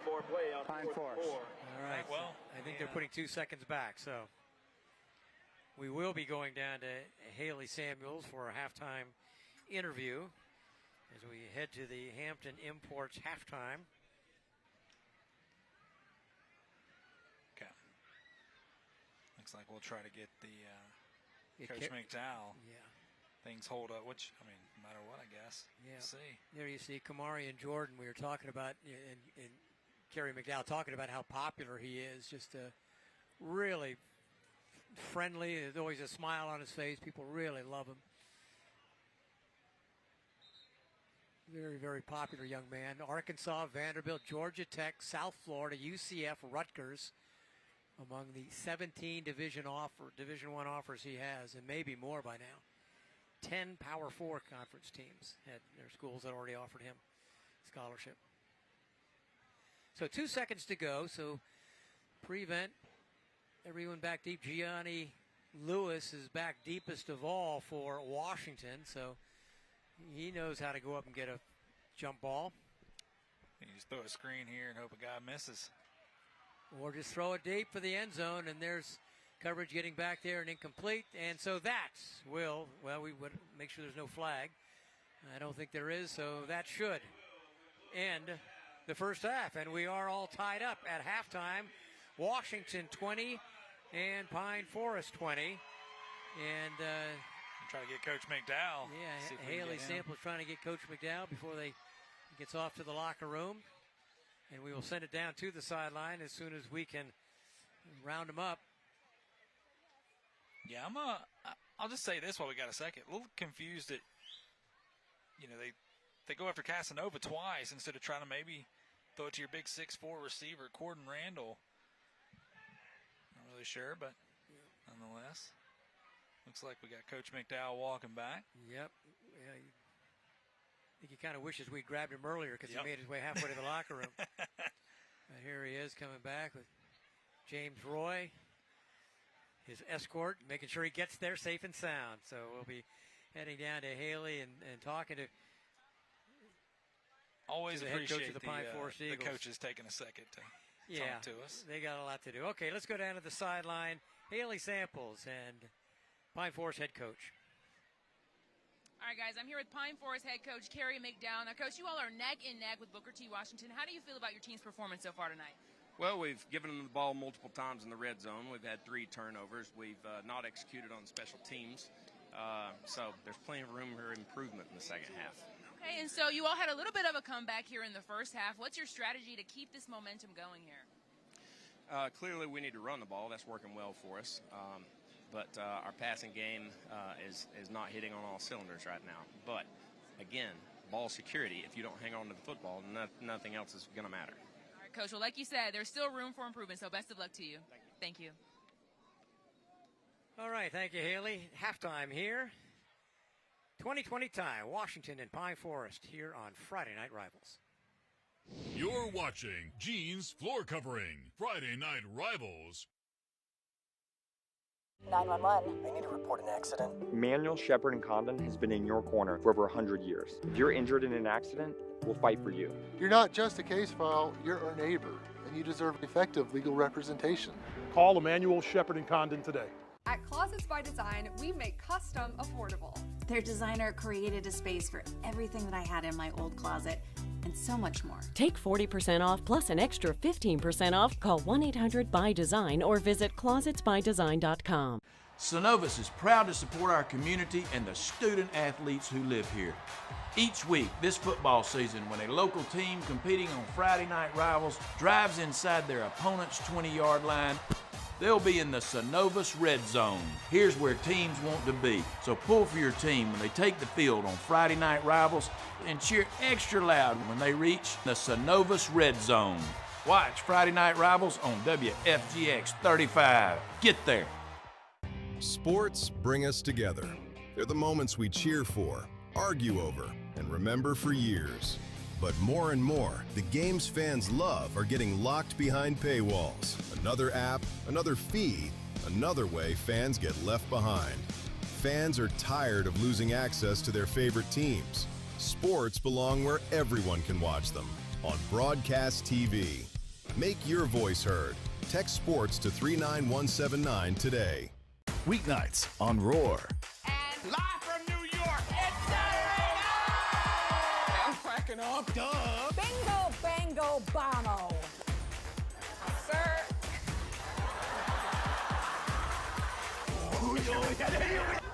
Oh my God! Saturday Night Live. Weeknights on Roar. Check your local listings for channel information. Serving the Panhandle for over 50 years.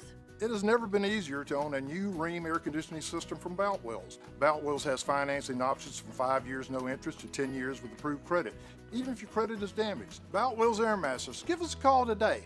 We know that finding your dream home is not just a transaction, it's a journey. And we are here to be your partner and guide every step of the way. Herd Real Estate and Company, bringing a personal touch to a professional service. Hi, I'm Barron, and this is my wife, Kathy. Our early careers, me in the Marines, Kathy a teacher, taught us the value of service. Now at Smith Family Carpet, serving our customers and community is the mission of our family business. Right, Shelby? That's right, Mimi. We have a great variety of carpet styles. Wait, there's more. We sure do, from tile on your walls to tile on your floors. And don't forget, we have wood and vinyl plank also. That's right. Come visit us at Smith Family Carpet. And more. Estimates are always free. Jared and Laura really know this community. They have deep roots in the community. This is where we live. This is our home.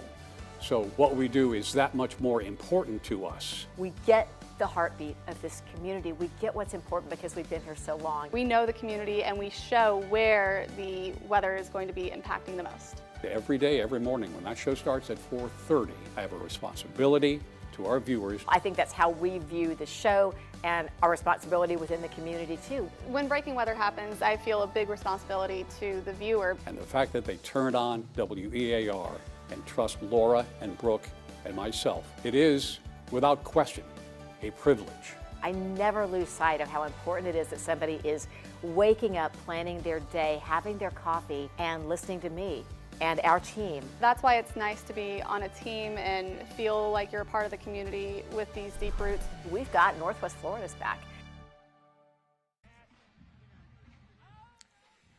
All right, it's the Hampton Imports halftime report, and it's a 2020 tie. The Washington Wildcats and the Pine Forest Eagles. And shoe guard Jeff Price here. Wild first half, a lot of penalties, but a lot of excitement as well. Washington with the early lead. Pine Forest took the lead, and it actually came back to tie it at 20-20. Let's go down to the sideline for the Herd Real Estate Sideline Report. Haley Samples standing by with a special guest. All right, guys, I'm here with Pine Forest Athletic Director, Mr. Ryan James. Thanks for joining me tonight. How you feeling? Oh, great. It's been a wonderful night. We got a big crowd, a lot going on the field. We got a tight ball game here, so it's an exciting night for the first night out here at Pine Forest High School. Yes, first night for the game this season, and it's also your first season here with the school. I mean, how does it feel to see the student section just packed and, the team out here? They're doing pretty good so far tonight. It's exciting. It really is to see the good crowd out here again tonight like we talked about. The fans have come out in full force. We had a little bit of a weather delay, but everybody had their patience, and it's been a great evening. Yes, now, so aside from football, I mean, what else can you tell us about athletics here at Pine Forest? How's it looking this year? We're getting started strong here with fall sports. We got, swimming's coming in, golf is coming in, cross country's coming in, volleyball's coming in, and obviously football is here. So, a lot going on. Big cross country meet in the morning right here at Pine Forest High School. Yes, so a lot going on. Anything you're looking forward to this year, first year as athletic director? Just big things from our teams and good, evenings with the students. All right. Well, thank you so much for joining us tonight. Thank you. All right, guys, back to you. All right. Thank you very much, Haley. And thank you to Ryan James. The years we dealt with Ryan, it's always a joy to work with him.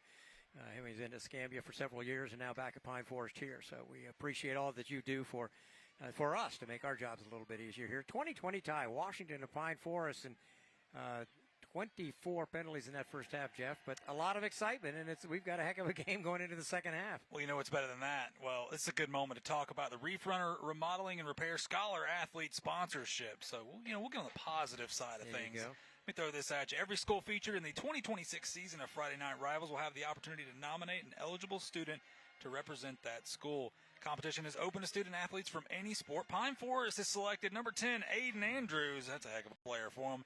For that honor, he will join the rest of the nominees in the opportunity to compete for a $5,000 scholarship. Boy, we could all use that. I go back to school for that. Provided by the Reef Runner Remodeling and Repair crew. We appreciate them. Congratulations, Aiden Andrews, and look for more student athletes throughout the season. And again, thank you, Reef Runner Remodeling and Repair, for your support of student athletes everywhere. All right, halftime here at Pine Forest. Washington's Wildcats are in the end zone, but we've got a ways to go here at halftime here at Lon R. Wise Stadium. We're all tied up 20-20. We'll take a break and be back halftime here at Lon R. Wise Stadium. You're watching Gene's Floor Covering, Friday Night Rivals. At Gene's Floor Covering, we know your floors go through a lot. Kids, muddy shoes, and let's not forget that pet. We've seen it all. Good news, we've got flooring that can handle it. For generations, our family has helped your family find stylish, durable, professionally installed flooring that is built to last. So whether it's paws, spills, or everyday chaos, we've got you covered. Featuring top brands like Shaw Floors. Stop by our showroom or shop online today. Jeans Floor Covering in Pensacola and Gulf Breeze. Goldberg's promo, take one. Don't come in here, I'm watching TV. Take two. I told you, nerd, get out of my room. Take three. I really don't get what's happening. I'll tell you what's happening. My little Spielberger is what's happening. Mom, stop. I will stop when you stop being so delicious. Cut! My name's Big Tasty, and I'm here to say you gotta watch the G-Bergs every single weekday. Weeknights at 6 on WFGX 35. We want you at Modern U. Go Bullfrogs. Bulldogs. I feel like you do that on purpose. We are fielding a winning team. That's the Speedy. Our student body is something to see. With great hotness comes great responsibility. And everyone comes out for the big game. They can still turn it around. Show's not over till the fat mama. Team up with Modern U on Modern Family. Weeknights at 5 on WFGX 35.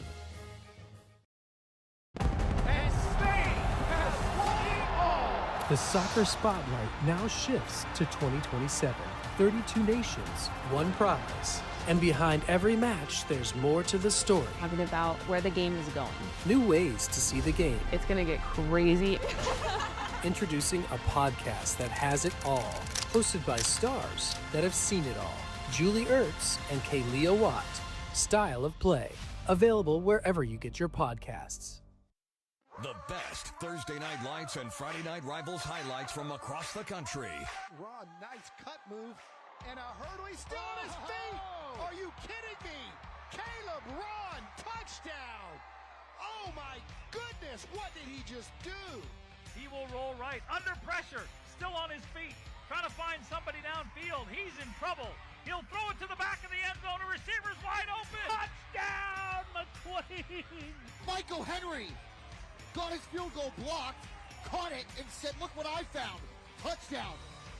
In one of the most bizarre football plays you will ever see. Pressure, throws it downfield to the middle of the field. What a catch, coming up and grabbing the ball. Oh my goodness.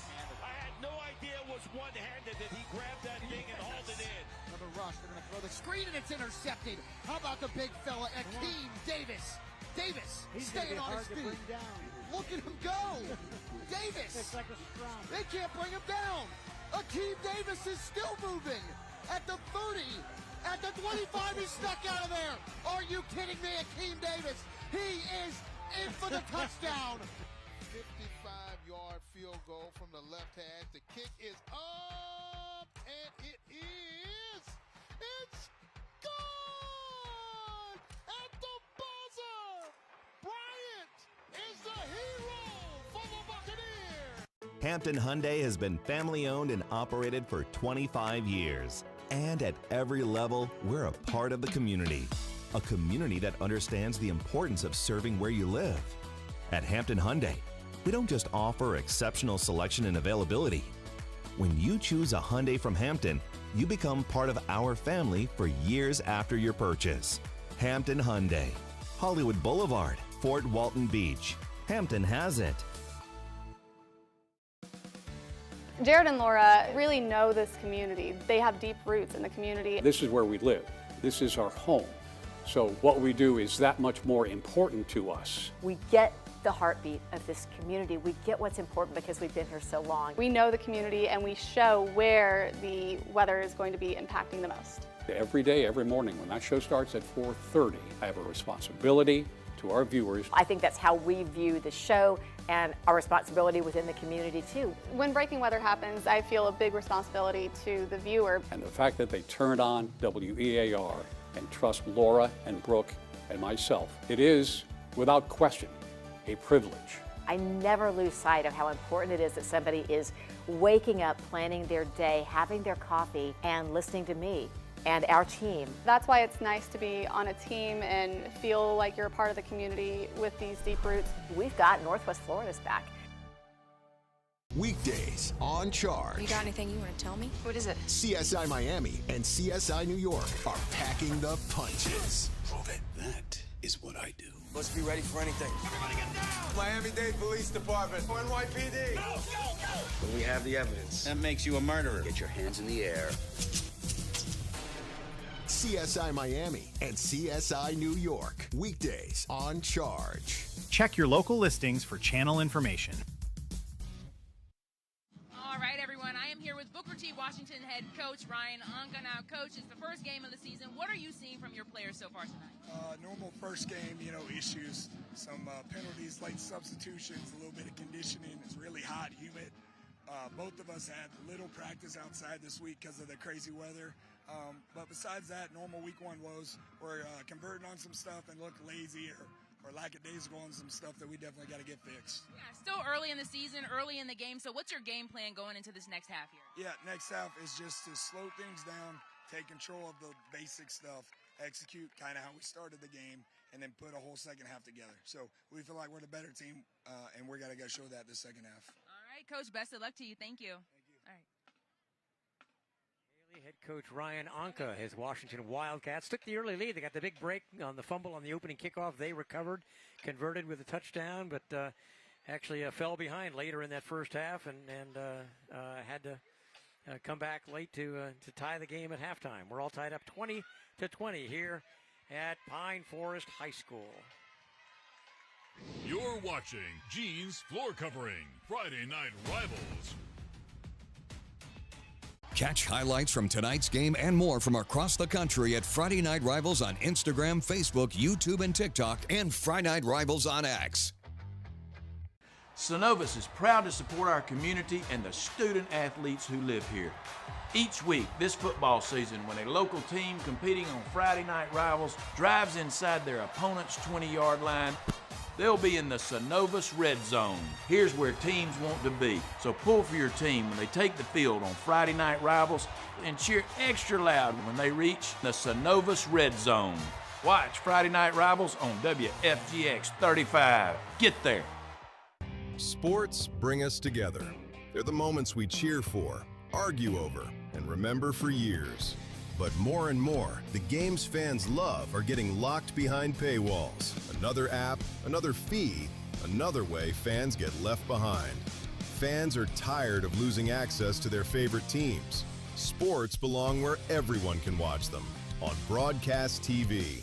Make your voice heard. Text sports to 39179 today. You know who created America? You did. Americans forged the United States, forged our freedom, forged our history. We're forged together by the molten iron of United States independence. This is my America, land of the free. This is your America, home of the brave. This is our America, mixed into the uniquely melting pot story that defines who we are. This is my America. You built America. We built the national news desk for all Americans. This is your America. Locally covered. This is my America. Nationally connected. This is our America. The National News Desk delivers America's news now. Oh, welcome back. Washington Pine Forest tied 20 at half here at Lon R. Wise Stadium. And you know what? Look, Mr. Shugart, I don't want to call you Dan right now out of pure respect. You're new to this. You're not new to this game, but you're new to the Foosackly's game. I'm sure you've had it plenty of times. You had it before the game. I did. Every Friday night, Foosackly's hooks us up. Our crew gets here early. They stay extremely late. Sometimes you got lighting delays, weather delays, all these other things going on. One thing is a constant here at Friday Night Rivals. Well, we'll be here, and there'll be Foosackly's chicken aboard. So we appreciate Foosackly's. Listen, we got high school football, we got college football coming up. No matter what it is, Foosackly's chicken is perfect for every occasion. Got the great toast, got the jalapeno ranch once again this year. Stop in at Foosackly's, get as many as they'll let you take with them, and your friends won't be disappointed. But again, tell them the Friday Night Rivals crew sent you. And we do appreciate that. Not so much me. I come in. We arrive later in the day. Yeah. It's the folks who work, from before noon to midnight or so, and really, we do appreciate that. Here's what course, the turnovers, that was a factor. Pine Forest turning it over 3 times, and as you heard Gary McDowell talking about that, and that was a huge factor there. But Pine Forest running the ball for 177 yards. Of course, 95 of those yards came on Zacchaeus Andrews' touchdown run that got their scoring started. Ja'Cory Thomas also had a 33-yard touchdown run. So that's almost 130 of the 177. The passing yards, 82 to 58 in favor of the Wildcats. 235 to 113 total yards, Pine Forest, with a couple of, again, the big plays with a 120-yard advantage there. Look at the penalties. Yikes. 25 penalties in that first half, 17 for Washington and 8 on Pine Forest. And that's just that 8-17, that would be bad for a game, and it's the first half. So there's a lot of housekeeping that has to be done for both teams tonight. You expect that to some degree, but really not to this degree. I don't think either coach is particularly pleased with how loosely this game has been played. Something they really hopefully we'll be able to address it in the second half. But for all of that, we've had a heck of a lot of excitement back and forth. Each team has had the lead. Each team has gotten breaks and taken advantage of them, and some big plays for both teams, and 2 talented teams. There's Caden Osborne, number 11, who's gone the whole way at quarterback for Washington. We expect he'll split time with Trey Townsend, but if they're not getting flagged, Washington is they've had some opportunities offensively, and they've really hurt themselves offensively with the penalties, put themselves behind the sticks. And Osborne has played well, and so he's gone the distance here in the first half. Washington won the toss and deferred to the second half, so they will receive the second half kickoff. Well, you got to think that Coach Dow, talking about the turnovers, he was, when he was talking to Haley before half, boy, he just right during half, he seemed like, there was a message going to be delivered in that locker room. So we're interested to see how his team's going to respond if they come out with a little bit of fire. But like he said, well, they need to run the football more, because that's about the only thing right now that's working. There you go. All right. Well, Dayton Wilson tees it up at the 40-yard line for Pine Forest, wearing number 31 in the blue and red. And back deep for Washington. There's Antonio Lawrence, number 6, is closest to us. And the far side, I believe, is Gianni Lewis. High kick coming down to the 20-yard line and bouncing past Lawrence. Does a nice job to pick it up, then has nowhere to go back to the 15-yard line. So an effective kickoff for Pine Forest. Washington will start 1st and 10 at the 15, and frankly, they're fortunate to have the ball there. So almost a disaster on the opening kickoff of another half. This time, though, Washington was able to avoid that disaster. So Lawrence will head to the sideline, along with Taden Ward, number 15. You saw the sophomore receiver. And that Wildcat offense comes out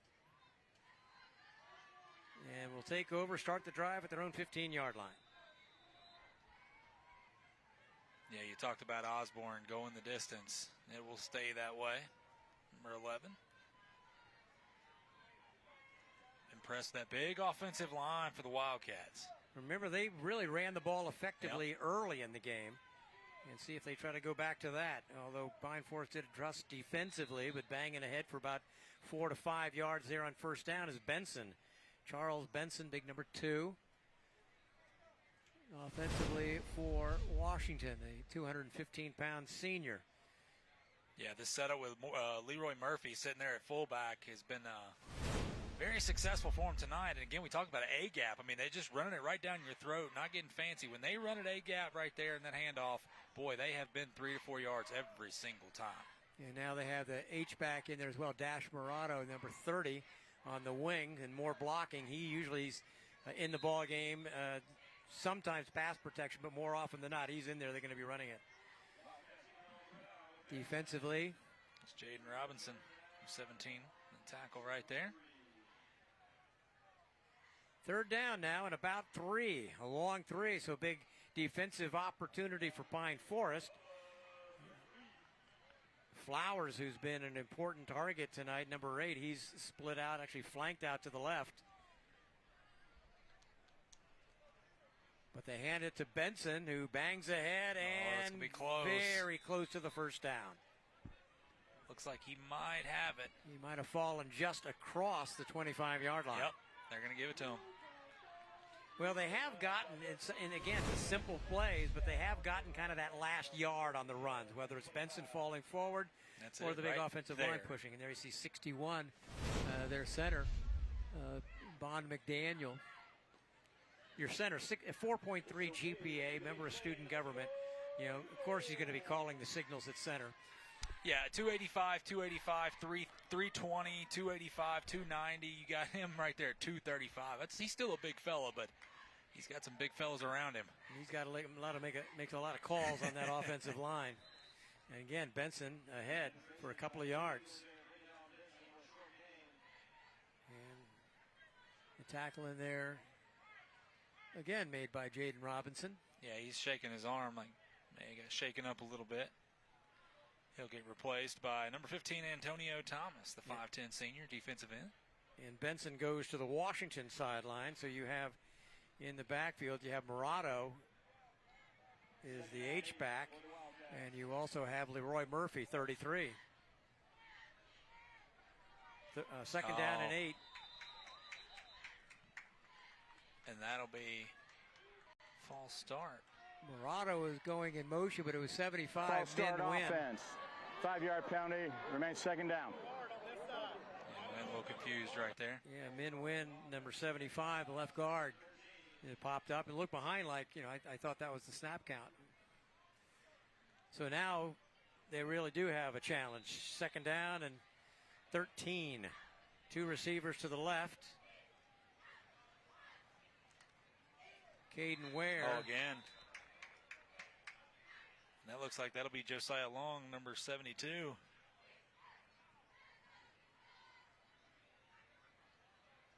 False start offense.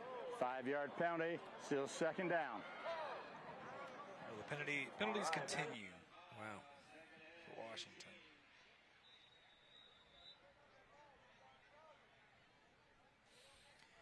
So now you really do have an issue with a big play potential defense. And second down and 18.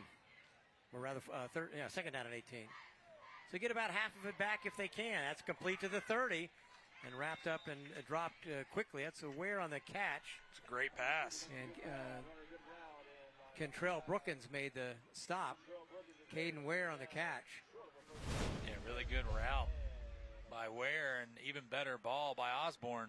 Right on time. So they have a manageable third down, 3rd and 7 from the 28-yard line. They have to get just across the 35.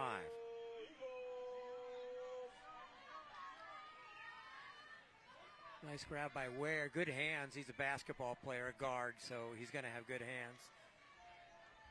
And good ball skills. Third down and a long 7. Oh, boy, how about that? Osborne under pressure. He was looking for Flowers, but chased down and dropped. It's our scholar athlete, Aiden Andrews, coming off. Aiden Andrews with a big pressure from the corner. Goodness gracious. Talk about shot out of a cannon. Watch this. And there he is. Good luck. Blitz and just a little delay there and sidestep with a would-be blocker. And kept the pressure on. So Washington comes up empty. A couple of penalties backed them up. And they will have to punt it away here on their first possession of the second half. MacArthur standing on his 15-yard line. And the 2 receivers for Pine Forest back at the 40. Flag is down.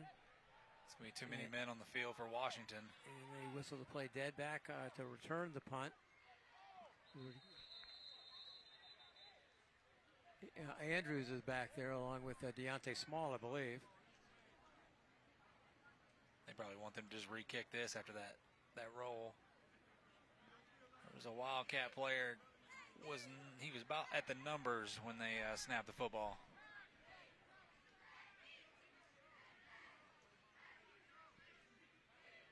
On the offense, 5-yard penalty, remains 4th down. 20 penalties against Washington. All right, that play will not stand. Illegal. So they'll back them up another 5, and the 2 return men will move up to the 45-yard line. Again, Zacchaeus Andrews is running upfield.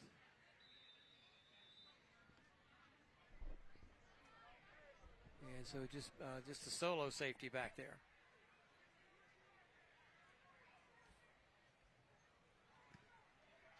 Nice punt by MacArthur.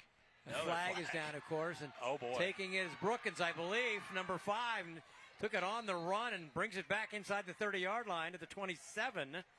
The flag was thrown back at the 25-yard line. It looked like it's had something to do with the two gunners, or the gunner going downfield in coverage for Washington. Was he held? And I think it probably is going against Pine Forest, looking at the reaction of the Eagles. Back and forth we go. Jadarian Bowens, 44, is the one who looks most exasperated for Pine Forest. Well, on that tackle, Tyler Teat, number 26, the junior linebacker, may have saved a touchdown, although it looked like it would have been for naught.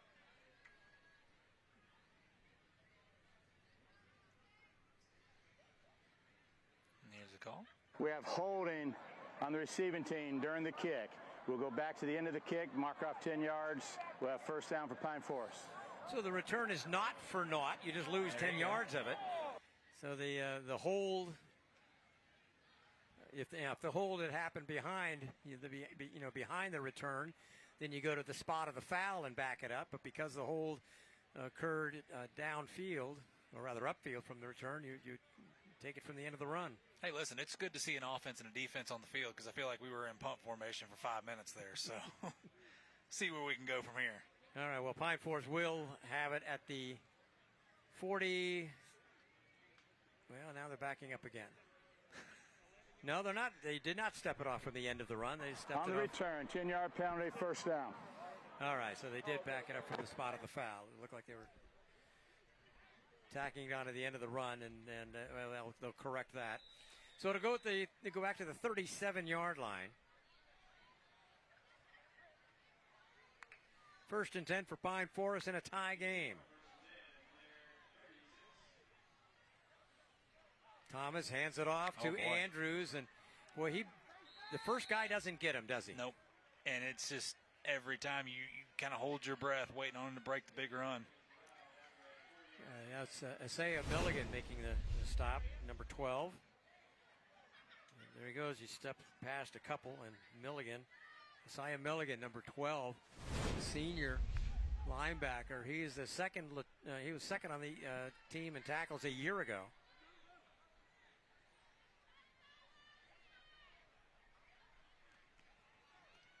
And this time, not much there. Great recovery.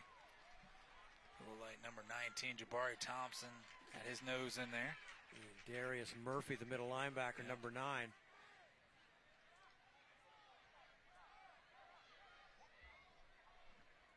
Here he is, Darius Murphy.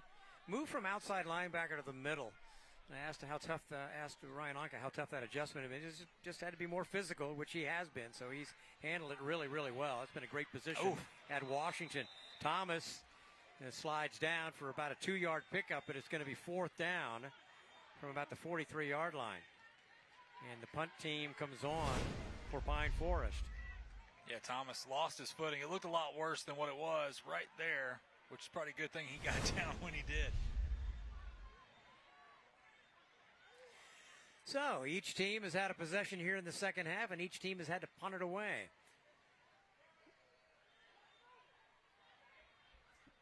We are in water break territory. We're approaching. We'll probably wait for the change of possession, right?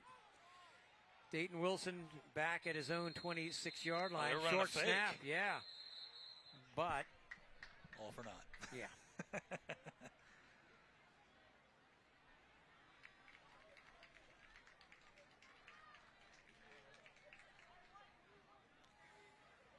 Well, I don't know who's taping the game. Reset 25, we'll play. But this is not going to end up in a time capsule.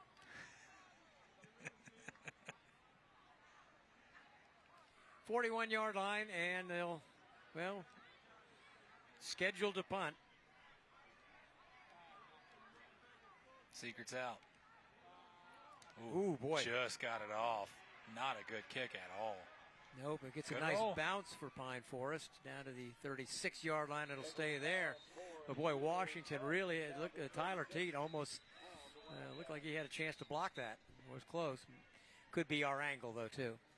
Got a water break. Taking a water break. We'll take it with them. 5:11 to go, third quarter. Washington and Pine Forest are all tied up at 20 here on Friday Night Rivals. You're watching Gene's Floor Covering Friday Night Rivals. Northwest Florida High School football live in your home on Gene's Floor Covering Friday Night Rivals. Only on WFGX 35. The soccer spotlight shifts to 2027.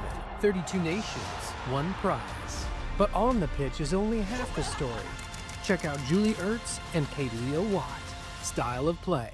Available wherever you get your podcasts. Our closet feels so much bigger. Thanks to Closets by Design, I can actually find my clothes. There's even space for my clothes. Take 40% off plus an extra 15% off. Call 1-800-BY-DESIGN or visit closetsbydesign.com. This week on The Dynasty, Tide's first camp scrimmage is in the books. What did we learn? And is Kalen DeBoer close to naming his starting quarterback? Plus, I got the SEC running backs you need to know. It's The Dynasty, wherever you get your podcast.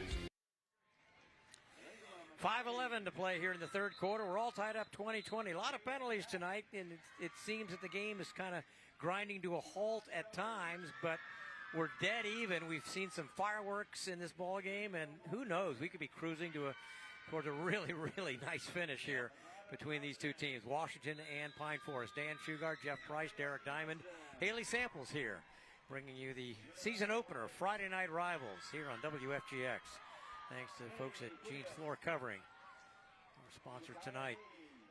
Benson ahead for about 5 yards. He's quietly having a pretty productive night. You know, he's getting chunks of 5 yards here and there. He always falls forward. Yep. The old school running back for you. Yep. There you go. Great eyes, reading his blocks. Good job up front by the offensive line. Okay, Lawrence and Flowers come wide right on 2nd down and 5. Benson again picks his way, gets close to a first down, falls forward, He's got it. and I believe he got it. He's dragged down there. They'll give it to him.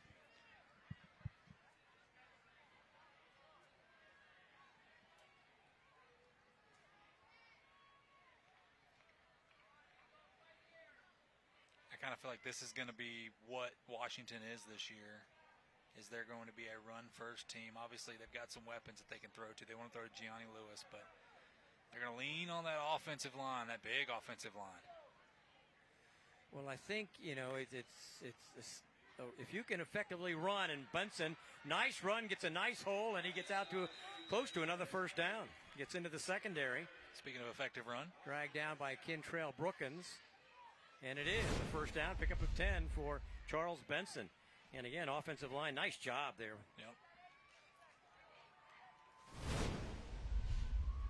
Right guard Josh Longo in on that, and it looked like Von McDaniel as well. This is when that big offensive line, you have to deal with the 285, the 330. Those guys start to wear on you as you're in the defensive front. Pensacola State College first down. Benson again, this time trying the left side, and he breaks through. Benson for first down yardage down to the 32-yard line. He is finally dragged down there by Otha Thomas. So into the secondary again, hand the ball to Benson, and it's good for 3 first downs to start this drive. And Washington is at the Pine Forest 33. Yeah, great blocks up front. You know, we talked about the right side of that line with Longo and Long, but, you know, Asa Rivers has got offers from South Alabama and Southern Miss, number 71, the left tackle. So they've got a solid group from tackle to tackle.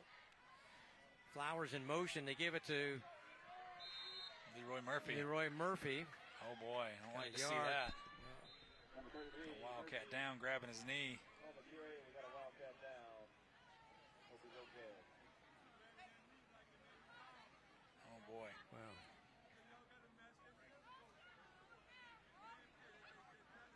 Anyway, we'll take a break here. 2:59 to play third quarter. We're all tied at 20.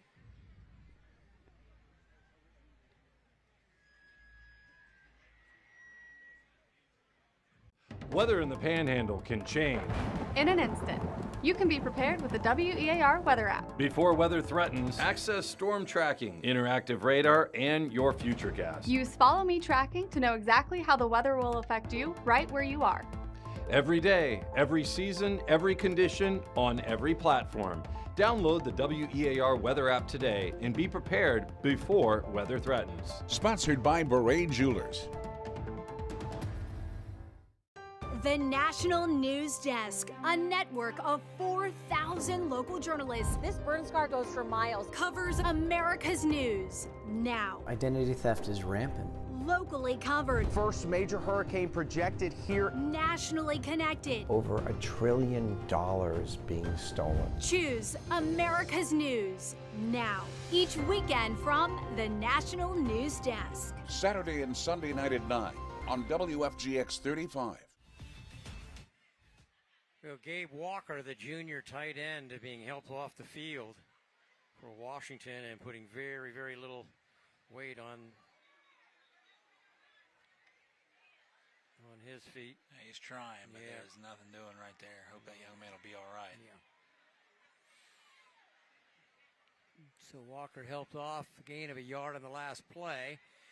And it'll be 2nd down and 9 for Washington. And this drive started on their own 36-yard line. They rattled off 3 effective first downs in the running game. Have not gone to the air yet.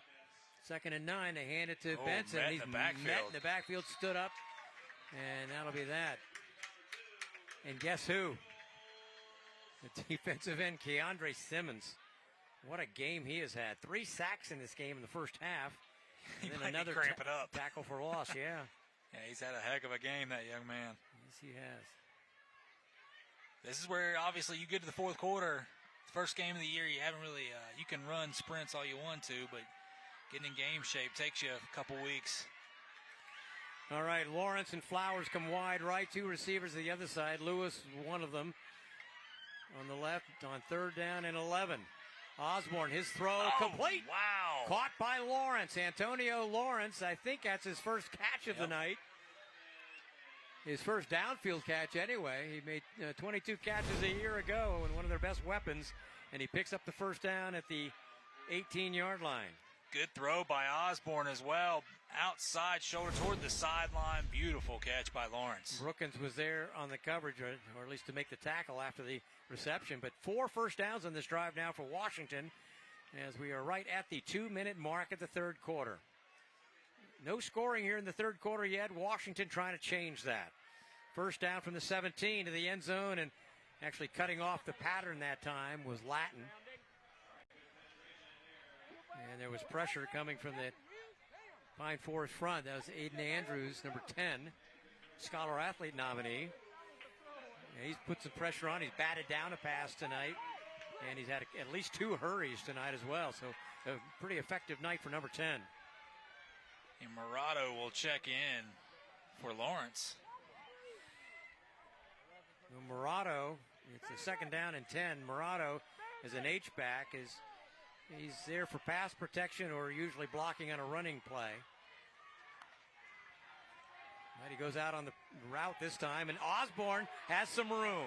Osborne to the 11, steps out of bounds, ushered out of bounds over there by number 44 for Pine Forest, Jadarian Bowens. About 3 yards short. So a 3rd down and 3. Good job by Osborne to escape the pocket and get some yardage right there. Good decision when he made it. If he maybe waited a little longer, it wasn't going to be there. So 3rd down and 3. Big play for both teams. Pine Forest defense trying to hold. Washington trying to keep the drive alive at the 11-yard line. Handoff straight ahead. Nothing there. Benson was in. He was stood up, did not get back to the line of scrimmage. Big defensive push. Leading the charge there was Dayton Wilson, number 31. You got one. Looks like they're going to send the field goal unit in there inside the Synovus red zone. We got an Eagle player down. Maybe give Coach Anka some time to maybe think this one over. Yeah, 4th down and 4, though. Especially, and it's Aiden Andrews. Look, a cramp looks like, obviously. But I would think, especially MacArthur, who's been pretty effective short-range kicker and a mid-range kicker, you have an opportunity to take the lead. I would think you have to do that. You're nodding, but I'm not convinced you're convinced. I'm the old quarterback. You want to go for it. Yeah, the offensive guy. I get it. The thing we haven't really talked about it, but we've had some really good kickers come through the Panhandle in years past. It's just hard to find really good kickers nowadays. And like Pine Forest, we talk about it. They have some kicking struggles, and they got to find a guy. For Washington, MacArthur's a great kicker for them. But he'll put the tee down at the 19-yard line. Flowers will hold. MacArthur will attempt a 29-yard field goal, which would give Washington the lead here late in the 3rd quarter. Good snap. And it's blocked. It's blocked and scooped. And now at this point, it doesn't matter who recovers it. Pine Forest will have the ball at about their own 32-yard line. Oh, boy. We got a Wildcat player down. Back where the snap occurred. Grabbing his knee. Don't like to see that ever. Get you a number. Yeah, well, we'll see if we may have been able to. That's number 70. Yeah. That's Josh Longo. Josh Longo, the right guard. 6'3" sophomore. Yep. I don't know if we have the replay on that or not. See who got a hand on it. There was a lot of pressure. There's a flag on the field. Oh, yeah, there you go. Well, it was Brookins, wasn't it? Yep. Or no, it wasn't. Check that. It was Jamarian Johnson. Jamarian Johnson, yeah. How about that? Jamarian Johnson blocks the field goal and preserves the 20-20 tie. But there is a flag. Roughing the center on the defense. We're going to go half the distance to the goal. Oh, boy. 1st down. All for naught. That's been the saying tonight. Lining up on the center. Yep. And it could be hurdling the center. It could anything. Be, Just can't touch them. You can't go after the center on a place kick. Yep. And so that is the call. I saw it in a college game last year. You don't see it that often, but that is the rule. And there's number 70, Longo. That's a tremendous loss for them as well. They do have some depth on their offensive line. Terriance Woodard, who also plays defensive line, and Shaw Edler also plays defensive line as well. So they have some depth, but Longo's been really, really effective playing next to Josiah Long there on the right side of that offensive line. But Washington gets the big break on the Pine Forest penalty, roughing the center. The penalty moves the ball to about the 6-yard line, and it'll be an automatic 1st down. So Washington gets a fresh set of downs, and they have the ball 1st and goal at the Pine Forest 6-yard line. We're in the final minute of the 3rd quarter of a 20-20 tie. Yeah, how about Jaden Butler and Charles Benson in the backfield together? No Osborne. How about this wrinkle? Yeah, and they're loading up the right side.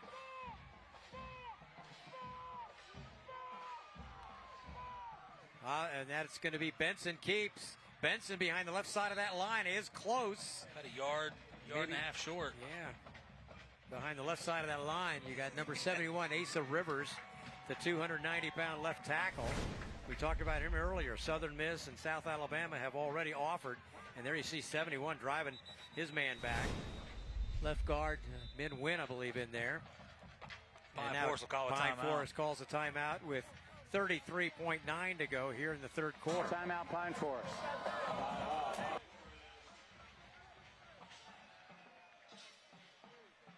All right, some scores around the area. Baker 22, Jay 6. Sorry, Mr. Derek Timon.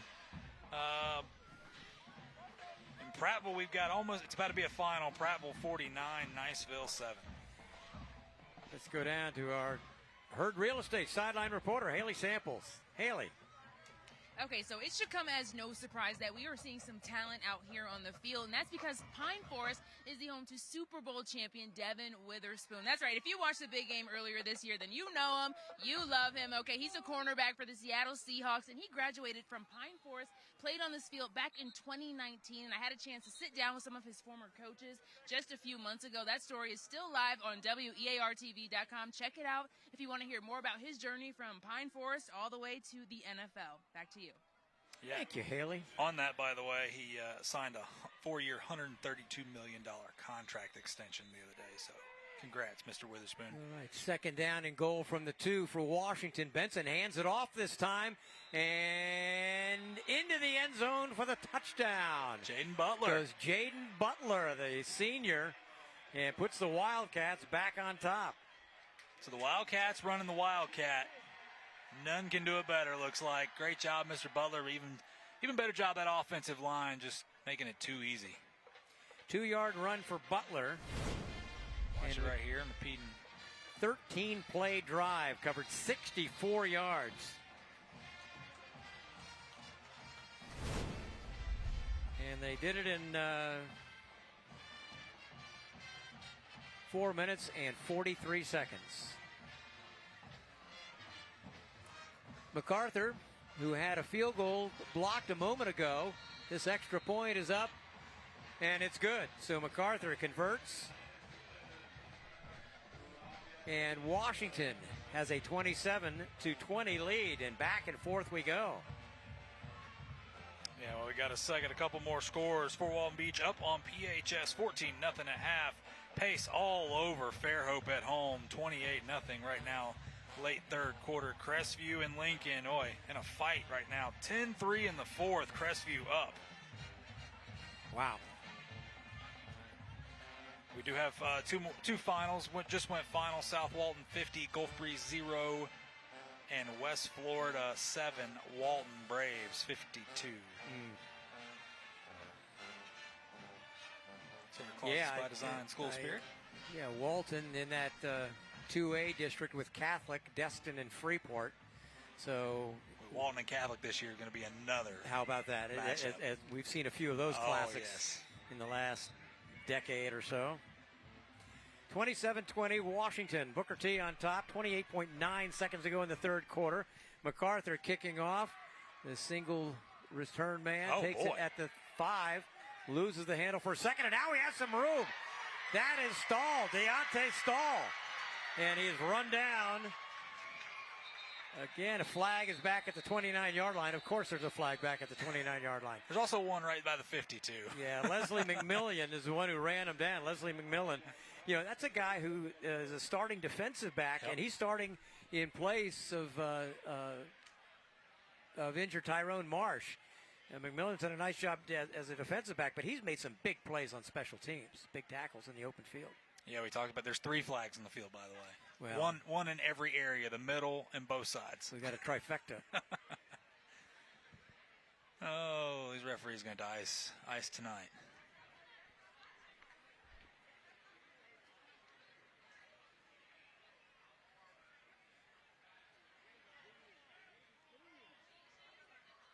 Get the call here.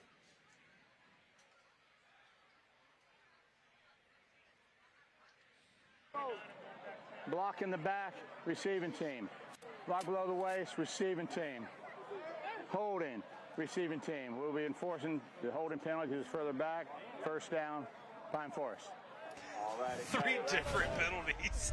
Yeah, but 2 of them don't count. I know, it's wild though. They got 3 different. None of these are the same penalty when they got thrown. Yeah, we went to the whole book.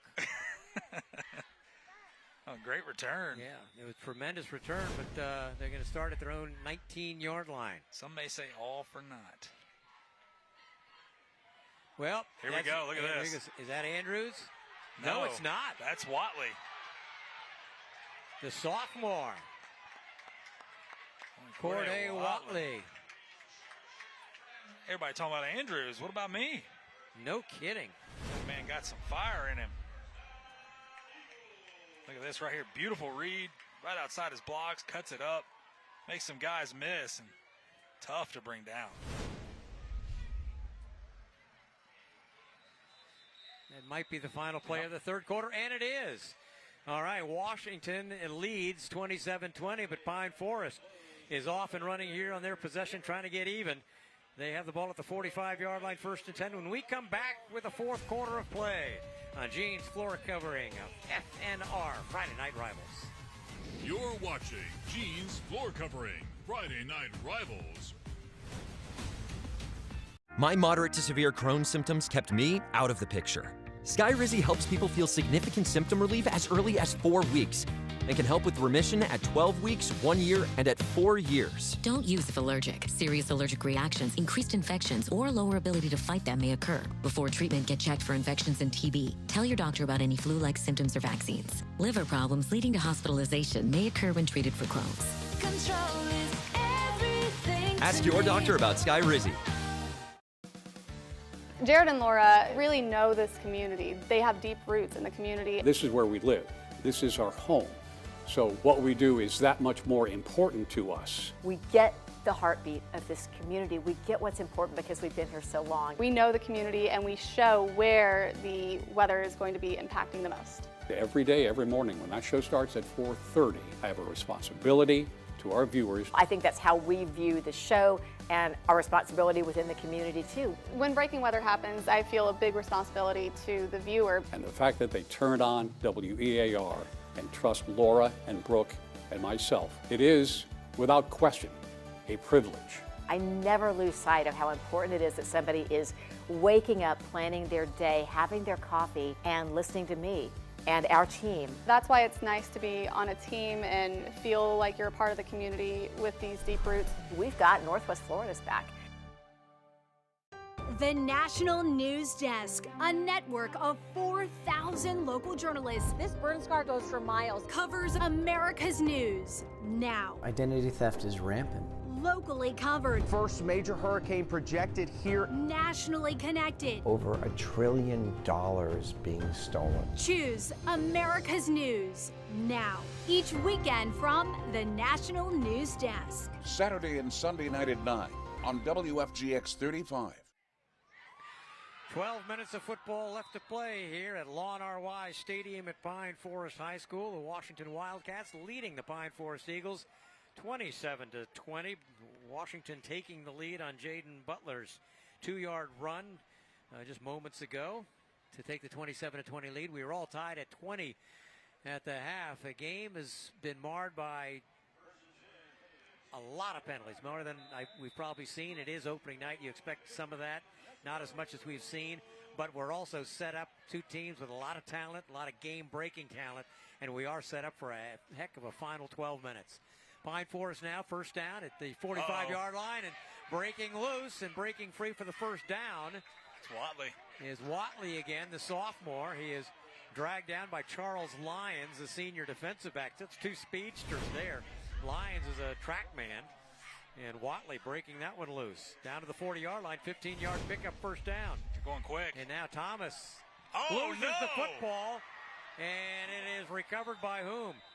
Recovered by, and there's going to be a flag on the play. I'm sure it's going to be a hold on Pine Forest because it looked for all the world like Washington's Isaiah Milligan, number 12, was in position to recover that fumble, and he was being held. I'm sure that's what the flag's all about. In the meantime, we have an Eagle down. Yeah, and I believe that might be Kamarian Jordan. Yeah, if he doesn't hold him there, Milligan's got it. Yeah. And fortunately, it looks like another cramp, and nothing worse than that. Kamarian Jordan, the tight end, he'll have to limp off. Whoa. Man. Just run faster. 10-yard penalty remains. First down.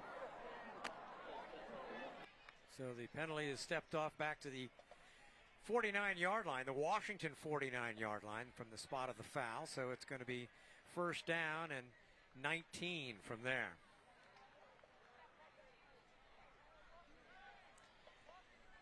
So Kamarian Jordan, boy, I tell you what, that's one of those cramps that looks like it's not going to disappear for a while. Yep.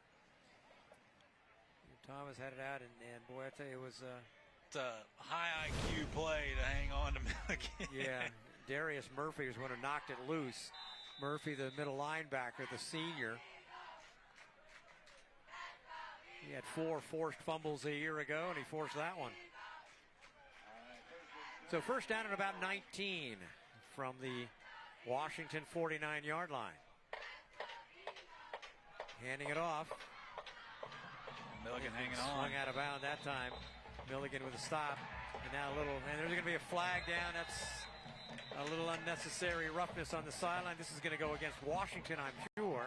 Like Walt Baker. Yeah, Walt Baker took a little exception to the blocking continuing towards the end of the play, but Baker definitely was the one who was flagged, I believe.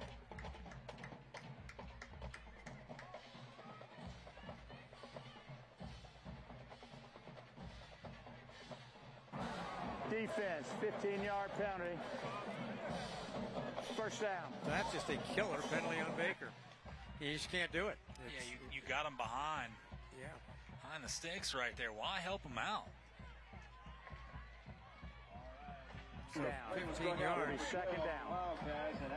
It's not an automatic first down, so it's going to be second down at about 3 or 4. Yeah. About 4. Second down at 4. So you had him second and 19. And now you have him second and 4.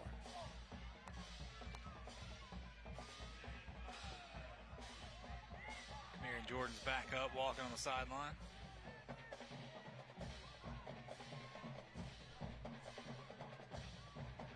Thomas to throw.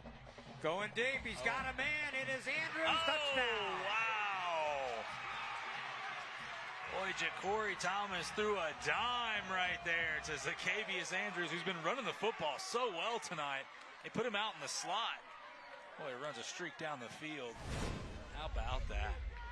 So that was a 39-yard touchdown pass. He caught one pass last year. It went for 42 yards. So he has his catch here for 39. Here we go, the kicking issue for Pine Forest.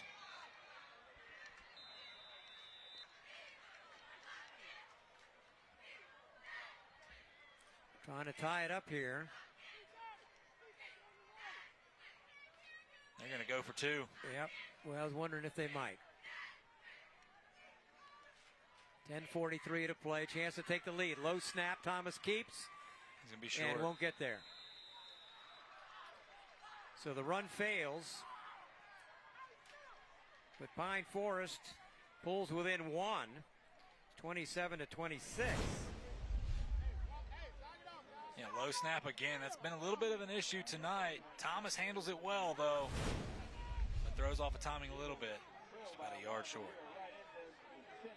Was that Antonio Lawrence? Was that 6 who made the stop? It appeared to be. Had to go back and look. All right.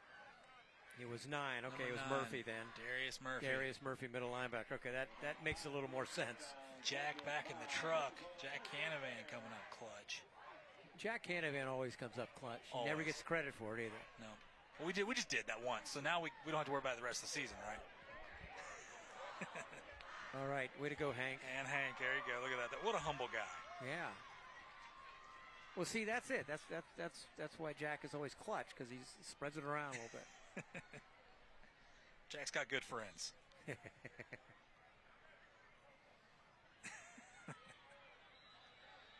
All right, we'll see if that'll cost the Eagles tonight. But it seems like it might be whoever touched the ball last in this game. All right, teeing it up. Kick will come down short at the 19-yard line to the 30, 35, and out across the 35 to about the 36. Oh, good gracious. That flag's coming from all the way across the field. That was an impressive throw. Another one. Well, it's almost a competition. Yeah, you're not going to beat that throw, though. That was a good 35, 40-yard throw. It was halfway across the field. Holy cow. We need a replay of that throw. Really find out. Well, 2 flags came, one after the other. I mean, it wasn't like they seemed to be for different infractions.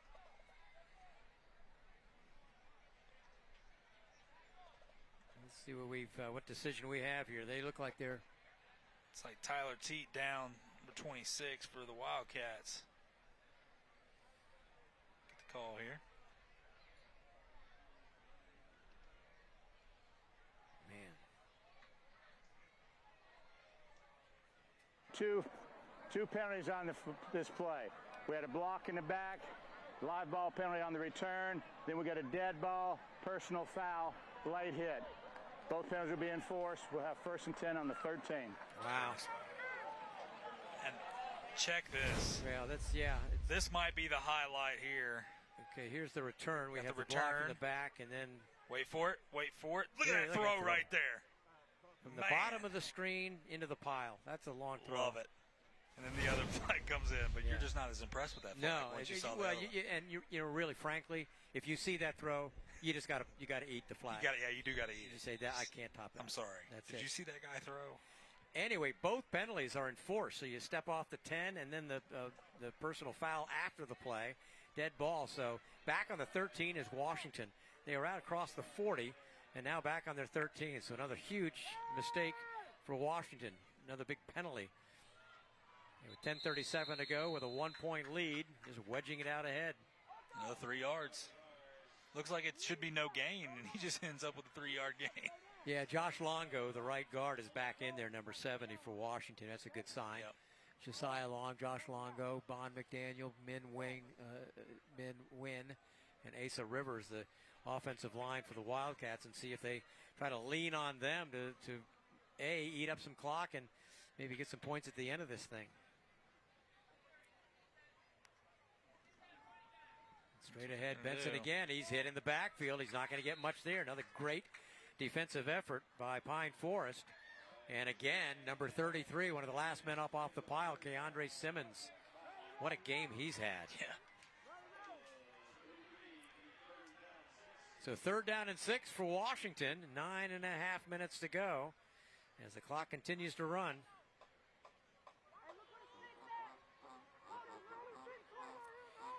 Well, what we have seen tonight is, Kerry McDowell said, I think people will see that our offense is much improved over a year ago. I would agree. With their offensive coordinator, Simeon Smiley, getting things going. And Osborne escapes, but just for the moment, he will not get the 1st down. So Washington will have to punt it away. A huge stop by this Pine Forest defense. Couldn't tell who had the initial pressure on him. Pine Forest band loving it. So Washington, a couple of yards short of a 1st down, actually 4th down and about 3. And so MacArthur will drop back to his 6-yard line and punt it away. And back at midfield is Zion Hurd for Pine Forest, anticipating this kick.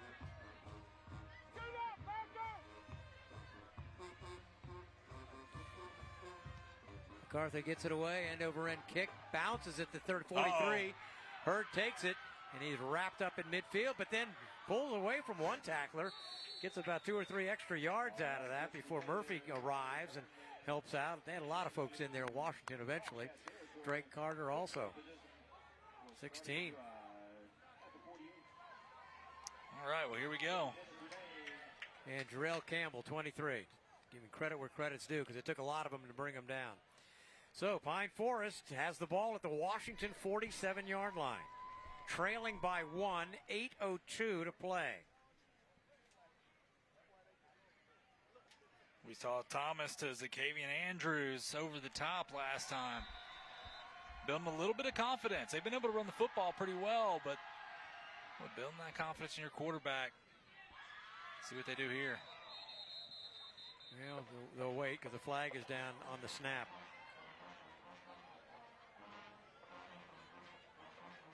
Yeah, you talked about freshman on the defense. 5-yard penalty. You talked about this Pine Forest offense, and Coach McDowell talking about they were going to be kind of reinvent themselves and be a little bit better. They are strides, and it's just the beginning of the season too. So you only wonder how much better they're going to get. Yeah, they are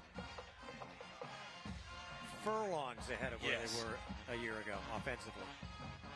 And, you know, they've had to replace 9 defensive starters, and you know, I'm sure they've given up a little bit on that side of the ball, but you know, there's a lot of talent there too. And this is the sophomore running over the official too. But nice run by the sophomore, Corday Watley. I tell you what, between Andrews and Watley, that's quite the dynamic duo they got right there. You talk about depth is key in high school football, in any stage of football. And boy, they got 2 extremely talented backs. And the ball again to Watley. Watley turns it up and loses his footing and goes down at the 20-yard line. Looked like the stop made there by Jaden Butler, I do believe, number 0. Corday Watley, a sophomore, 5'9", 180. You saw him there, and of course all the damage. We saw all the damage that Zacchaeus Andrews did in the first half and continues to do. But Watley is very effective, and got to give a lot of credit to that offensive line as well. Yeah, Watley not wanting to go down, but yeah, credit that offensive line. Yeah, look at it right there, number 51. Look like the ball may have been lost. Charles Pugh jumps on it. Yeah. Charles Pugh, yeah, he's got good hands for a tackle. He plays the cello in the orchestra. And he's just really one of the, he's just a great musician. Yeah, Chuck Pugh. And he said, he's one of those guys who, McDowell said he saw him, he's picking up the trash in the locker room after, practice. Oh, wow. One of those people, yeah. Just huge quality person. Throw into the end zone, open, and that ball, the pass is short. And they're all looking around for a flag. It's almost a habit. Randall's thinking that there should have been a flag. Corden Randall. They're all tied up. Maybe a little hand fighting back and forth. I think if he throws, he's trying to throw him too. Both of them are hand fighting each other. Yeah. But if he throws this ball a little bit further, you might get the flag. But underthrown, you're not going to get it. Yeah, Jameer Stewart in the coverage there. So third down, big third down play for Pine Forest now. 3rd down and 7 at the 19-yard line. And they hand it off. That's Andrews, Zacchaeus Andrews, close to a first down. I believe he has the first down. It will be very close. Yeah, they're going to give it to him. I was going to say, no matter what, they're in 4-down territory anyway. Yeah. So smart run play right there. Maybe if we don't get it, we do it again. But Andrews leaving no doubt. Yeah. Nice blocking out ahead there by 52, Aiden Curitan, the right tackle. Andrews again, this time another hole on the right side, and he's inside the 5. Boy, that offensive line is just creating a way for these backs. The tackle made by Jabari Thompson. He was in on it, but again, guard pulls. And I mean, he's not getting touched until he's 3 or 4 yards down the actually, field. the tackle pulled. Chuck Pugh pulled, and Markarian Hanger as well. 2nd down and a couple from the 3-yard line. Handed to Andrews again. Turns it up. Close to the first down. He can get the first down. That's going to be a flag behind the play. And it's going to be a flag called on Kendall Cooper, the center. He was battling Sincere Williams. And behind the play, back at the 10-yard line, just threw him down. So you're going to have a 3rd down and about a yard at the 2-yard line, and instead you're going to back it up. Yeah, if we get a chance, we'd check out a replay on that. Your 2 players are just tangled up, and then and Cooper just with his right hand just threw Sincere Williams to the ground. Face mask or had on him by the the face offense. mask. It'll now be 3rd down. So it was after the play, so it'll stay 3rd down, right? And let's see it right here. It's there you go. There see, it is at the 10-yard line. Well, and then, both of them had a hold of each other's face mask, but it's the last man. Well, when always gets caught. Well, and you also, when you pull the guy to the ground by the face mask, that's a hard one to escape. I do think there's a little acting involved in that too, though. Like just the nature of it. Looks like we've got a water break We here. do. We'll take a break with them. 5:25 to go. Washington leads by 1. Pine Forest is threatening. You're watching Gene's Floor Covering Friday Night Rivals. Synovus is proud to support our community and the student athletes who live here. Each week this football season, when a local team competing on Friday Night Rivals drives inside their opponent's 20-yard line, they'll be in the Synovus Red Zone. Here's where teams want to be. So pull for your team when they take the field on Friday Night Rivals and cheer extra loud when they reach the Synovus Red Zone. Watch Friday Night Rivals on WFGX 35. Get there. Goldberg's promo, take one. Don't come in here, I'm watching TV. Take two. I told you, nerd, get out of my room. Take three. I really don't get what's happening. I'll tell you what's happening. My little Spielberger is what's happening. Mom, stop. I will stop when you stop being so delicious. Cut! My name's Big Tasty, and I'm here to say you gotta watch the G-Bergs every single weekday. Weeknights at 6 on WFGX 35. All right, that 15-yard penalty against Pine Forest moves the ball back to the 17-yard line. And it will be third down and about 16 from there. I think they have to get to, they'll look at the 1-yard line, maybe just outside the 1-yard line to pick up the first down. And there you see Kerry McDowell, more than a little exercised. Not the call. I mean, I think, so many penalties have been called, it might be easy to kind of get on the officials, but the replays we've seen, you see the official, you see the penalty, and, once you start calling it one way, you have to, you call the penalties, you have to keep calling the penalties. You can't change the way you call the game. Well, it's 4-down territory no matter what right here Absolutely. for Pine Forest. So you got to think, you got 2 plays here. You got to at least get a little bit closer. 3 receivers wide to the left side, 1 receiver to the right. That is Andrews to the right. Thomas steps up, looked like he was going to throw. He throws to the end zone, intercepted. Intercepted by Caden Latin. Caden Latin, who is being recruited as a wide receiver and a defensive back, comes up with the interception in the end zone with 4:55 to play. Boy, I tell you what, Thomas has had a great night tonight. When he goes to watch his film, he's going to do anything to have that back right there. You got a 6'4" receiver. He wants to throw that ball up, but he threw it right on a line, and Latin makes a beautiful catch. Yeah, you got 6'4", you got to put some air under it. Yep. And he also, I think he might have been some indecision because I thought he was going to run. Yeah. And like he talked, and I think he thought he was going to run, then saw the receiver, and when he stopped, he knew he had to be quick and get rid of it as well because pressure was coming. So there's a lot of things going on there for him, but. Boy, you hate it for the young quarterback. Had a great night tonight. Yeah. Well, there's still plenty of game left. Let's see what happens. 4:55 to go, and Washington has the ball on their own 5-yard line. So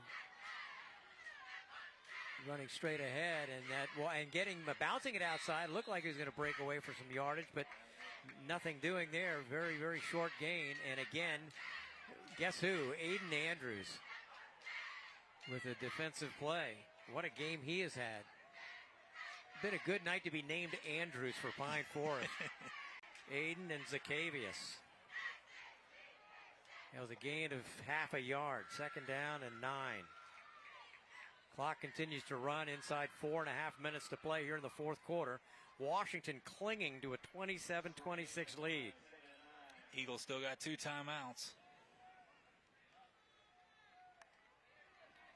They're going to throw it out here quickly, and that's Gianni Lewis, but there's not much there. He gets out to about the 8-yard line, but a gain of only 2 as the secondary is there to collapse it in a hurry. In there was Zion Hurd, I believe, number 8, the West Point bound cadet. Boy, you look at the Pine Forest offense jumped off the bench. They see a big opportunity. They want to get back out on the field. They're starting to walk down towards the ball right now. Washington taking as much time as they can. There's 15 on the play clock as we hit the 3:37 mark. But if they don't get the first down, Pine Forest is going to get the ball back in good field position with time. 3rd down and 8. Osborne puts it up. Great coverage. Oh, my goodness. What a grab. What a catch by Caden Ware. Holy cow. Osborne just throws it up to his guy, and it's that old 50-50 ball. And The old thing on NFL, you just got mossed? Yeah, Caden Ware, he might need to be on there. Yeah, well, Caden Ware, you put a 50-50 ball up for Caden Ware, it's not 50-50. But Osborne in his own area, man. Yeah. Great job by Osborne, just buying time, and boy, right. Oh, Caden Ware, what a catch now. 2:58 to play and a fresh set of downs for the Wildcats. Still time if Pine Forest can get the stop. That's Benson straight ahead, I believe. Hadn't seen Benson in a while, but there he is. Oh boy. Well, we still got a lot of football left, but we got the Jeans Floor Covering Player of the Game to give away after, as well as our big trophy. Shout out to Award Masters, that beautiful trophy going home to the winner tonight.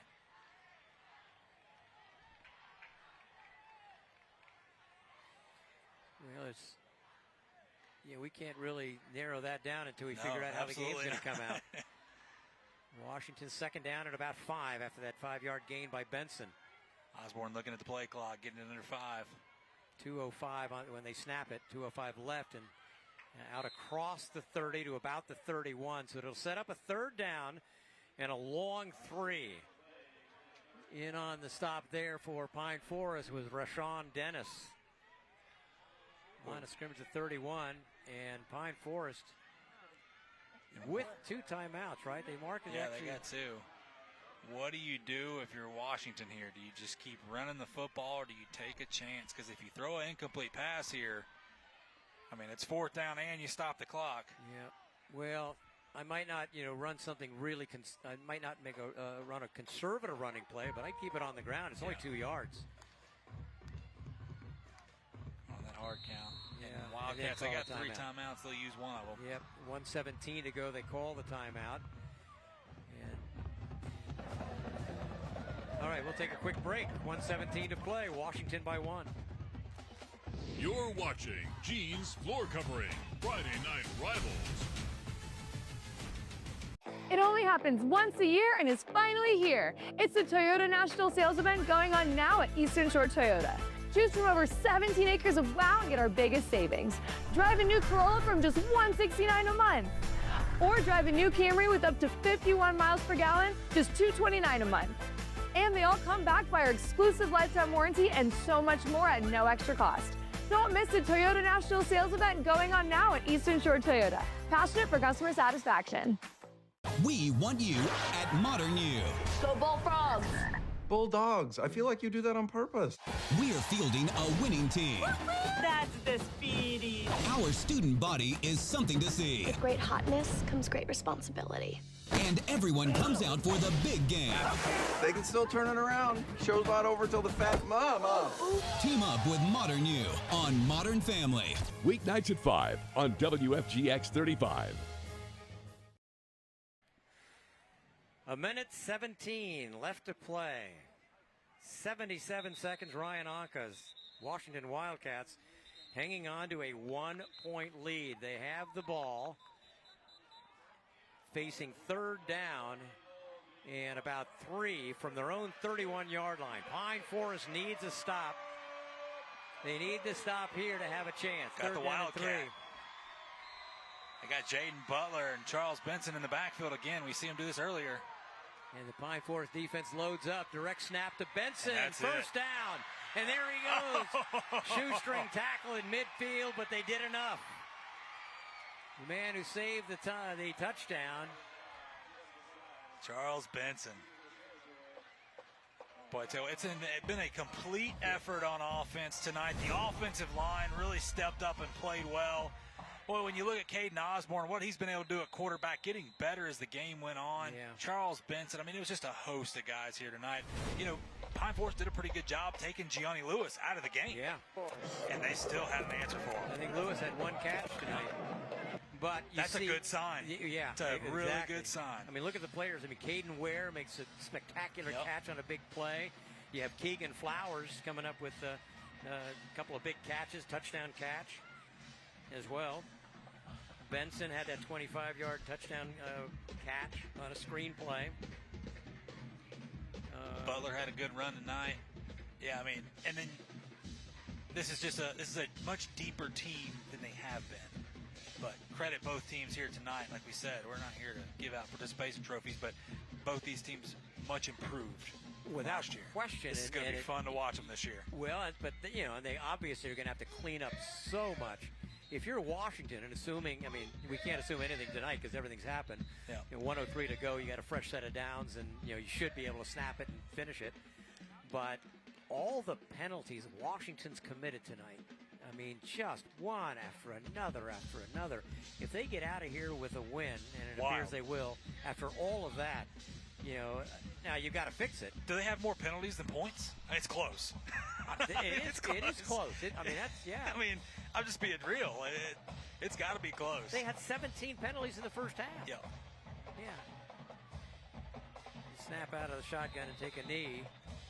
And Pine Forest takes the timeout. I believe they have one more. Is that correct? They'll have one more. One more after that. So 56.5 seconds to go. Oh, I'm sorry. That was their last one. They used one before that. Oh, that's right. Yeah. Okay. So that's it. So 23 penalties Washington had tonight. 23. Wow. Thank you, Derek Diamond. Derek Diamond again coming in the clutch. So we had a lot. Not only doing the job, you know, coming up with the facts, but the numbers that he's had to follow. Yes. He's qualified for an advanced math degree tonight. Well done. Is that the inaugural Dan Shugart advanced math degree? Yeah, right. Yeah, Dan Shugart's handing out advanced math degrees. Yeah. Sophomore geometry is advanced math for me. Pine Forest goes to Escambia next week. A big rivalry game there. And Washington travels to Navarre. And there's the snap, and that won't quite do it. They'll have to snap it one more time. And we'll be in Milton. Tate and Milton next week. That'll be our broadcasts there. We hope we have not quite as many penalties, but the Milton Panthers, Ronnie Douglas, probably not. A Ronnie Douglas coach team. And Brett Summerford's Tate Aggies. Yeah, both teams very hungry. Milton got shut out last night against Pensacola Catholic. Tate up right now 34-6 at home against Mariana. There you go. That'll do it. The team shaking hands, and Washington will get out of here with a 27-26 win. There's Charles Benson celebrating, and you know you've kind of had to feel. I think if you're Washington, if you're Ryan Anka, he said, "Man, with all the penalties we dodged, maybe not a bullet, but they dodged maybe a shotgun blast of one pellet after another tonight. But they come out of here with a win." Both teams, both coaches will have plenty to work on and improve. And if you're Pine Forest, you've seen how much potential they have offensively, how much improved they are offensively, and a young defense, that probably is going to will certainly get better as the year goes on, and obviously showed a lot tonight as well, overcoming a lot. All right, 27-26, the Wildcats of Washington are victors here at Pine Forest tonight. We'll take a break and wrap it up on the postgame show from Pine Forest. Washington wins it by 1. We'll be back with a postgame show in just a minute. You're watching Gene's Floor Covering, Friday Night Rivals. Sports bring us together. They're the moments we cheer for, argue over, and remember for years. But more and more, the games fans love are getting locked behind paywalls. Another app, another fee, another way fans get left behind. Fans are tired of losing access to their favorite teams. Sports belong where everyone can watch them, on broadcast TV. Make your voice heard. Text sports to 39179 today. At Gene's Floor Covering, we know your floors go through a lot. Kids, muddy shoes, and let's not forget that pet. We've seen it all. Good news, we've got flooring that can handle it. For generations, our family has helped your family find stylish, durable, professionally installed flooring that is built to last. So whether it's paws, spills, or everyday chaos, we've got you covered. Featuring top brands like Shaw Floors. Stop by our showroom or shop online today. Gene's Floor Covering in Pensacola and Gulf Breeze. And Spain has won it all! The soccer spotlight now shifts to 2027. 32 nations, one prize. And behind every match, there's more to the story. Talking about where the game is going. New ways to see the game. It's going to get crazy. Introducing a podcast that has it all. Hosted by stars that have seen it all. Julie Ertz and Kaylia Watt. Style of Play. Available wherever you get your podcasts. Weather in the Panhandle can change. In an instant, you can be prepared with the WEAR weather app. Before weather threatens, access storm tracking, interactive radar, and your Futurecast. Use Follow Me tracking to know exactly how the weather will affect you right where you are. Every day, every season, every condition, on every platform. Download the WEAR weather app today and be prepared before weather threatens. Sponsored by Beret Jewelers. All right, guys, I'm here back with Coach Anka. Now, congratulations to you and the squad tonight. You guys are walking away with the win, especially on the road. How does it feel? It feels great. Just like I told you at halftime, we can clean up some stuff. We can really start to take the game over. 1-point win, still a win. Proud of them. Battling the elements, the adversity, and just great to get the monkey off our back. We haven't beat them in 6 years, so now we got that. We get a trophy. Now we can celebrate 1-0 and then reset for next week. So excited. Yeah, you spoke it into existence. During halftime, you said, you'll see us after the game, and here you are. What was the key to success in tonight's game?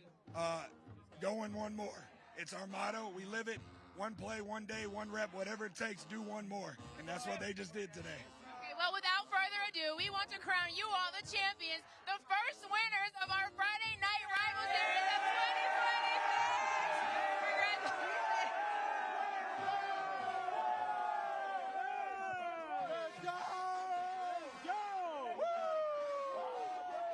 2020. Number one, baby.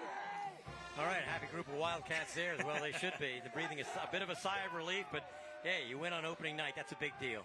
Yeah, that's a huge deal. And, the hardware's not over yet. These are the hypotheticals we got you here for. The Jeans Floor Covering Player of the Game. Well, we had a bunch of guys to choose from. We're watching. It was also, we were waiting to see how this game was going to turn out. But we had to go with the young man, Caden Osborne. Listen, 9 of 16, 128 passing yards, 3 touchdown passes. He kept them in the game. He didn't make the big mistake. He found ways to buy time. And I thought you said it was something important when we went to break. Yeah, he also kept them in a game and scored 27 points with 23, 24 penalties as well. Yeah. That's tough on a young man. He kept his composure, and that big play earlier with that tip where he bought time in the end zone and threw it to convert right there, a first down, I thought was just huge. But you got to give credit to Vince and all those guys, the big offensive line. It was a complete team win tonight, but Caden Osborne, that young man, is our Jeans Floor Covering Player of the Game. And Pine Forest, we got to give them some love, you know what I mean? And we got the Boutwell Airmaster sack of the game. Well, it was quite a few tonight. Yeah. And a lot of them were this young man right here, number 33. Yeah, never giving up. And all the way across the field. That was one of them, as of many. Keandre Simmons, the 5'11", 250 senior, firing off just all night long, making big defensive plays for him. And he was a nightmare. Caden Osborne may be our player of the game, but he's going to remember Mr. Simmons, and he's going to have to watch the film on that as well. He's got some bumps and bruises from Simmons, but Keandre Simmons, young man, well-deserved our Boutwell Airmasters sack of the game. 2 sacks all last year for Simmons, and he had, 3 or 4 tonight? Yeah, there was a bunch. Yeah, very good. So some really good football played on both sides of the ball, and both teams will go back, fix the opening night mistakes, and come back next week. We will come back next week as well on our way to Milton, where the Milton Panthers will host the Tate Aggies. And we're looking forward to seeing those two teams. It's a 7:30 scheduled start from Milton, so we'll hope you'll join us for that one next week, Tate and Milton. Well, thanks to Derek Diamond for keeping us up to date on the stats tonight, and to Haley Samples on the sideline, and our entire crew here from Friday Night Rivals. Dan Shugart for Jeff Price saying so long from Lon R.Y. Stadium at Pine Forest High School. Thanks for joining us tonight. Once again, the final score, Booker T. Washington 27, Pine Forest 26. See you next week.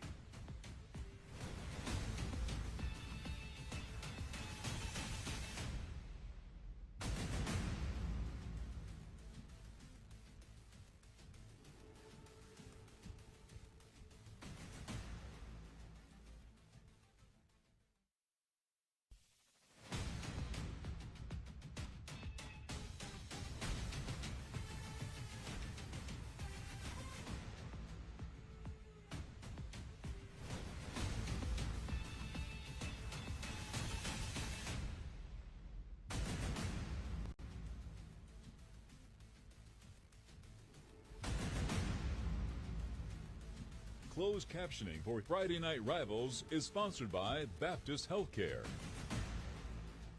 Don't hesitate. Call Dean Wake. 265-1000 right now. Good night, apartment. Good night, pots. Good night, pans. Good night, fancy espresso machine.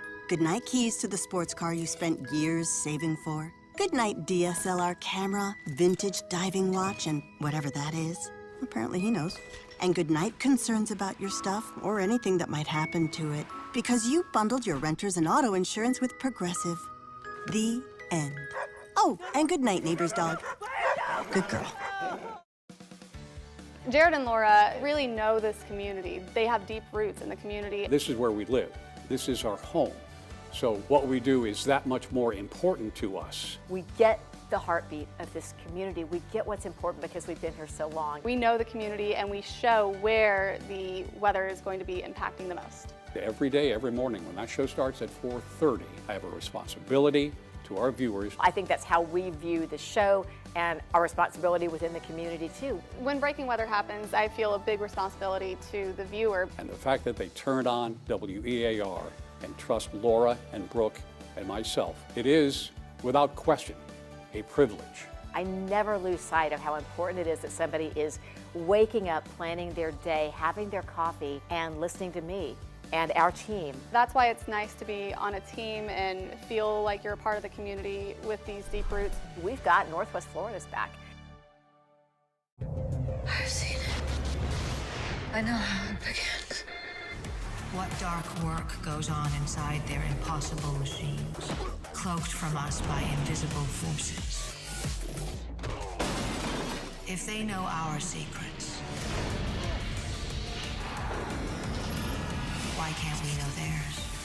The X-Files, weeknights on Comet. Check your local listings for channel information. WEAR, Northwest Florida's morning news.